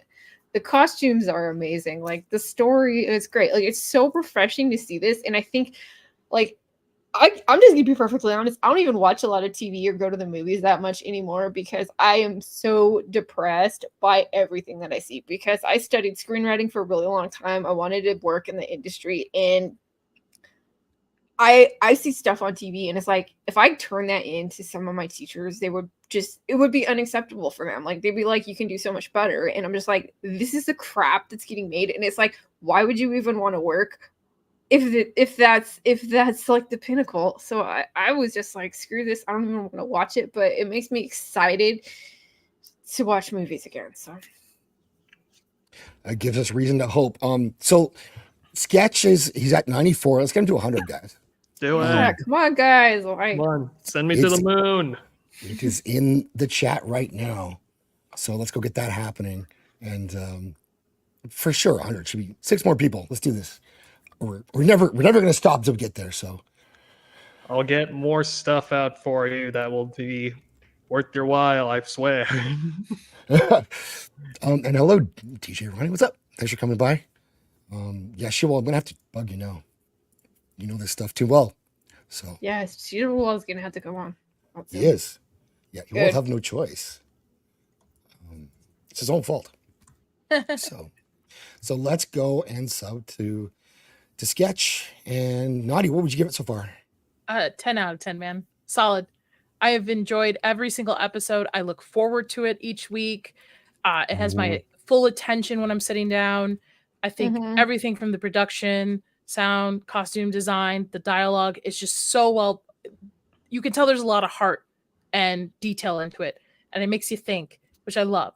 It doesn't play all the cards out on the table, and it leaves layers left and right. So I am totally a 10 out of 10 for this. So don't fuck it up, guys. And I think that we're a bit hesitant because we've been screwed so many times, but I so far with what they've done, I think that we're in good hands with this. Excuse me.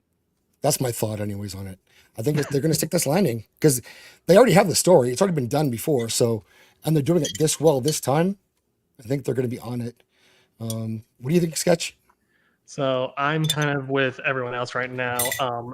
I don't generally like giving out high scores for television shows when the whole thing isn't quite out or when it's still like in the early like act 1 phases. Like I like to wait till like 4 or 5.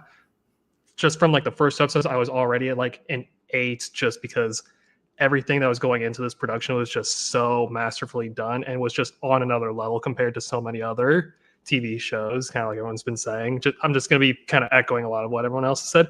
But after episode 3, I would say it started to creep up to like that 8.5.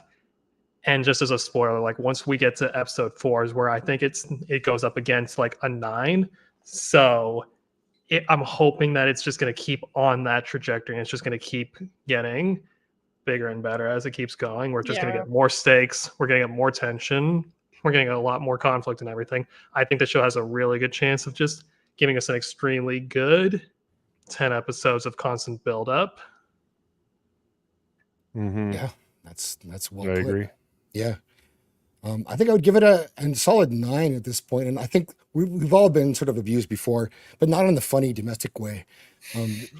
So by entertainment, and we've personally, like everyone knows me well enough knows the Peripheral, what they did to me with that show. I actually don't know this story. Can you give me the Spark? Oh, it's so funny watching you, Steve, watch it. Give it to me off screen or off stream somewhere. You can explain it later. It's quick. The first 2 episodes were excellent. And I was so down for that show, telling everyone we're going to watch it. We're going to do a live watch with it because it's so awesome. And it had good source material. Everything was good. Casting was good. And then episode 3 happened. I'm like, okay, well, what the fuck? And then 4 was just an absolute tank. And after that, it was like, I didn't want to even I still did the live watches. We would just yell the whole time because it was so stupid. But it was the first, it was like a movie, really well done. And then like, they just went full girl boss for everything thereafter. Don't mention the glass either. Oh, the broken glass. Yeah. Oh, yeah. So Steve is mad at the watch glass. No, don't. No. Hold on, let me put this on my list. What'd you say this was called again? Definitely don't watch it. It's Peripheral and it was canceled now. So thank God. All right. Then. Yeah. But yeah, we've been abused and it's fine. So go subscribe. There is a movie that you can put on your list. It's called Coyote Ugly. Oh yeah. Definitely. Instant classic. I'm going to hate this movie. I'm going to hate this fucking movie. Just don't go watch Saltburn. That's all I'm saying.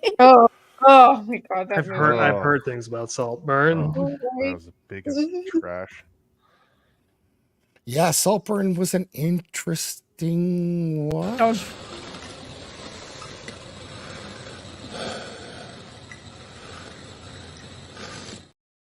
He's just mad he didn't get to take diving lessons off the boat. It's true. Mhm. Or look like Cosmo. I Yeah, literally got sick to my stomach there. it was so everything. I- We're talking about good stuff, right? Good stuff. Yes, good stuff. Yeah. Yes, good stuff. Oh, good well, stuff. here, you know what? On our way out, then I guess if you want good stuff, there's also The Gentleman on Netflix, which is really good right now. I've heard that. Yeah. I heard mixed reviews on it. Some people are like it's boring. Some say it's. I'm pretty having the good. time of my life with the show. It's ridiculous. What Okay. is it about? Did you see the Guy Ritchie movie by the same name? Okay, it's set in the same world and everything from Guy Ritchie. It's about like these marijuana distributors who have like their base of operations located in like wealthy like dukes' estates in England, Oh, okay. and the main character recently inherited his father's estate after he passed away. And so now he's kind of being introduced to like this drug world, trying to deal with all these weed distributors and growers and all the other various like competitive like competition drugs and gang members who are running around England. Do you have to had watched other Guy Ritchie films to kind of understand the world? If you've seen the original The Gentleman, you'll know about the world and like the setup going into it. But the first episode does a pretty good job, just kind of like reestablishing that for people who haven't seen it. Okay, because I've only ever seen Sherlock Holmes. That's the Okay. only Guy Ritchie film I've ever seen. I don't think you don't need to see the original movie to understand. Is that the I think one it- where they're underground? They have underground grow ops. Yep. Oh, okay. I remember that. Yeah. Yeah, so where's, like, that's the- next for me, I think too. My plant growth station, it's like next, it's in the guest room next to a window that like points out to the street, and I have like one of those like kind of see-through curtains. It so looks like I'm growing fucking pot in the house. It's so funny. It's that gentleman, yeah. Yeah. I'm excited for this series. Also, I want to call out Constellation, which I'm Yes, also super into right now. And you have to so watch the episode more than once to really kind of get what's going on. there's a lot for that. So I think it's worth a watch too. So what happens is like I can't go to bed on like when there's a Shogun release night because I have to wait till after midnight for it to drop, and I want to watch it right away. And then Constellation's the same thing. I'm loving the show. It's really interesting sci-fi, great cast, and there's so much happening that you have to really pay attention to it, or you will lose your place for sure. In Constellation, that's on Apple TV, and Vex is also enjoying that one too, I believe. So, and Nadia, what's going on with you? Tomorrow, I have Dames and Dorks tomorrow with the folks at Criticalist joining us. And then I am off entirely next week. I will not be on anything next week, which will be fun. Dames and Dorks won't even be on next week. So, and then we'll be back the last week of March. Nice. It's good to take a Awesome. break sometimes. And- Vacation. Yeah. it's somebody's birthday. Yeah, my birthday's gonna be Wednesday. Oh, well, happy Happy freaking birthday. birthday. Thank you. I'll be drinking butterbeer. Thinking of you guys. Not really, but I'll still be drinking butterbeer. I'll take it. So Nadia is at Inside All Day podcast, and her link is here. I'll add you guys to the description after the show. But yeah, go subscribe to her for sure. Go watch Dames and Dorks, and maybe we'll do a takeover of Dames and Dorks next week. Gooch, Ooh. There we go. we'll get I- wigs on. I would Yeah. return it, but you have to have like 1,000 followers to do the raids right now. But Oh, really? I'll get there. Yeah, there's a limit to it. Oh, I didn't know Oh, that. no. That I sucks. know. Sorry, you and Gooch, big channel. Sorry, especially Gooch. Forgot. Oh, yeah. I'm surrounded by Get outta here. greatness. Gooch rules, and he's taking off in incredible ways. So go sub to Inside All Day, and Nadia's there, and yeah, let's do it. Let's take over. Hey, Peter from FedSat, thanks for coming. You just kind of missed most of it, but go back and watch it if you like dudes taking their clothes off and diving off boats. This is definitely the episode for you to watch. So, Gooch, you're always doing something besides taking over YouTube. What else is going on for you? I'm not. I'm just doing my thing. I'm just having fun with the panel. You guys have been on there, and I appreciate it. I don't know if I want to do interviews anymore because I love doing the interviews, but like it's not the same. Like you just don't. I don't know. I love doing the animation reviews. The Scavengers Reign one was to me was a pretty successful. And the Arcane and the Blue Eye Samurai reviews have been great. Then we're going to be doing Cyberpunk Edge Runners next after Arcane, and then we're going to do Primal on the Tuesday nights after Scavenger's Reign. So I'm looking forward to all that. I'm gonna talking to Billy Tucci tonight. I'm gonna do my comic, like I mentioned at the top of the stream, and I'm doing some 2D animation myself. I'm doing some editing. I'm doing a lot of things. I'm really excited. I love. If I could stay home and do this, I would love it. Yeah, I just I'm enjoying doing the YouTube thing. I'm having a lot of fun with it, and I thank all the people on the panel, everyone in the chat, everyone that comes and watches. Thank you so much. I appreciate it all, and I got a lot planned. And April 6th is a big date. We're going to be doing a art auction starting on my channel, and then we're going to be hopping on to a couple other channels afterwards. We're raising money for a dear friend of mine, Joe Sontag. He lost his father, and the family, we're just helping them with money, with the funeral costs and everything like that. So we're going to be doing an art auction. So I'll be doing a couple pieces. We got a lot of artists bringing in some art, so we'll be auctioning them off on our channel. So come join that. Yeah. So what could people expect to be bidding on? Anything you want to well, here I'll put I'll put up a little piece. I'm debating if I want to put this one up or not, but I'll put up like a piece like let's see, maybe this one here. Let me share it. Something like this, something that people can look forward to, or be willing to put it. I shared it with you there, Zach. Oh yeah. So cool. Something like that. Ooh. And then I don't know, maybe some other pieces like something popular. I don't want to do something original because then the people don't know the characters yet. But I also have like the Bounty Hunters. I have a few other pieces. So I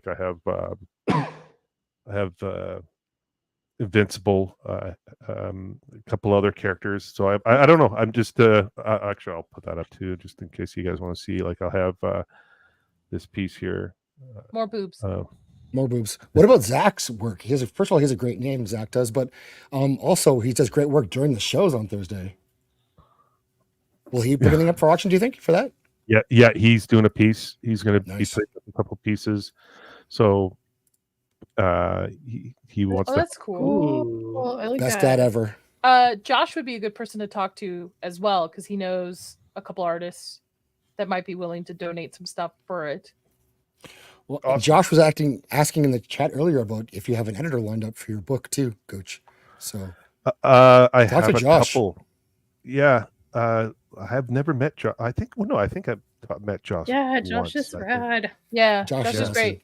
He has I think it's somebody Dolan on his Pop Culture Crisis, or somebody who does comic books, and they're all great guys. Him and Aaron, and I think they all probably would be totally down to helping, or at least lead you to some people that would be willing to donate some stuff.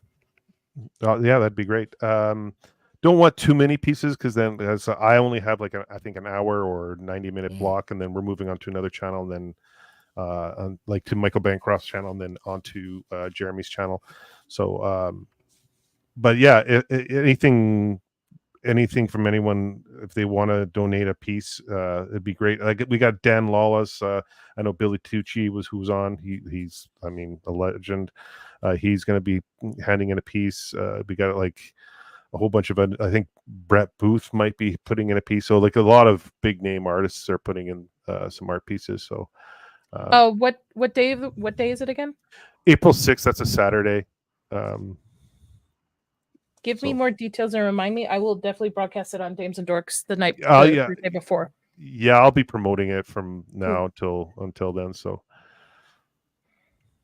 I'm gonna go look at Sketch's channel, and he better be at 100.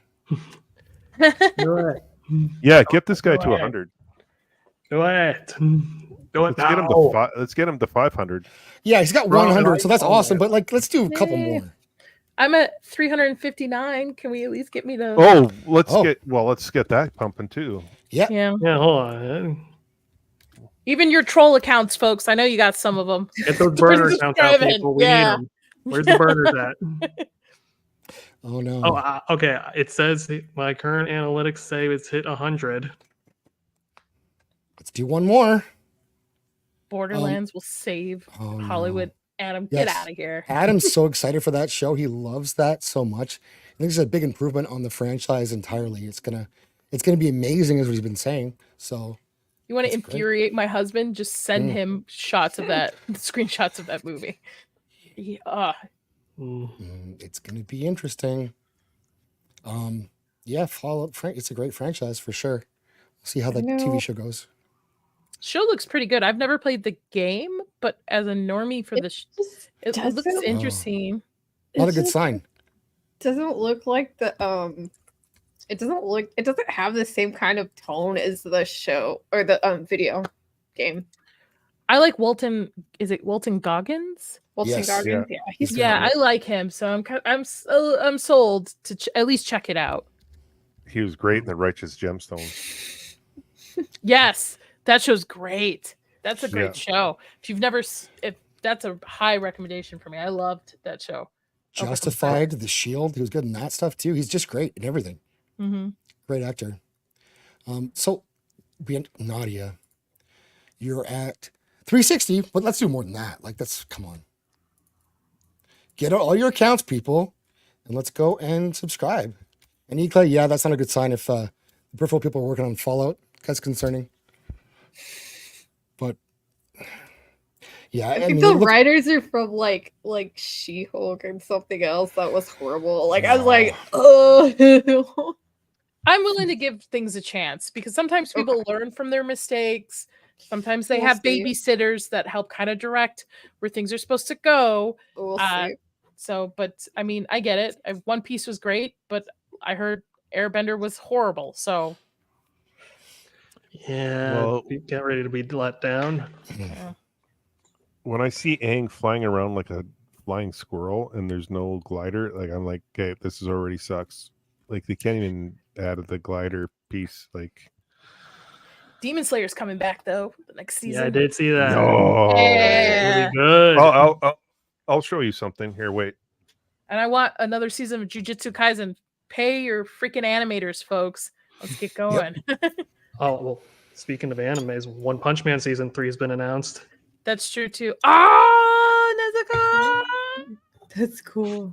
I have got all Crocs of them. with her. Oh, hold all of her on. own. Yeah. Don't go, Gooch. Oh, I have Nice. Is he here? Yeah. Where is I he? have all of them.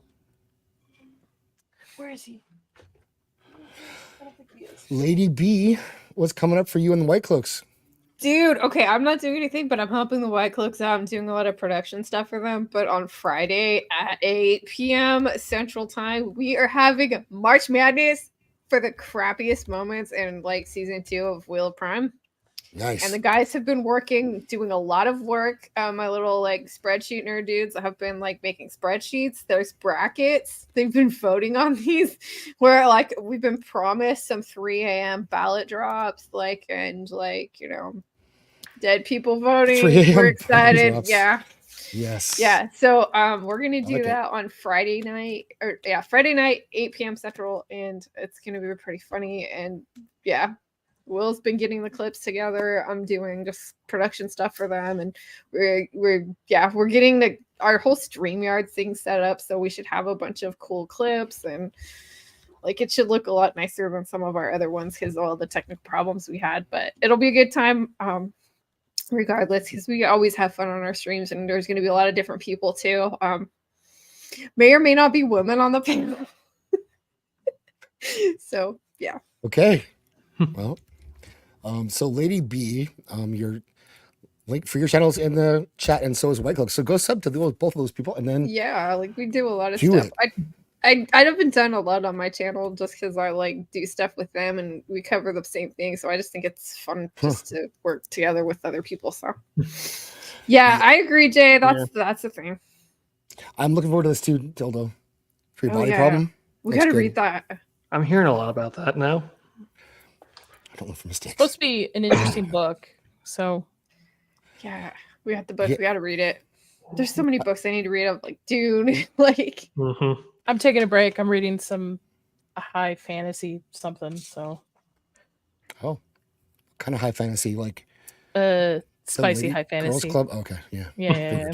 oh no, I yeah, I'm reading figured. kind of a spicy one too. Like, it's something Trip told me to read. So.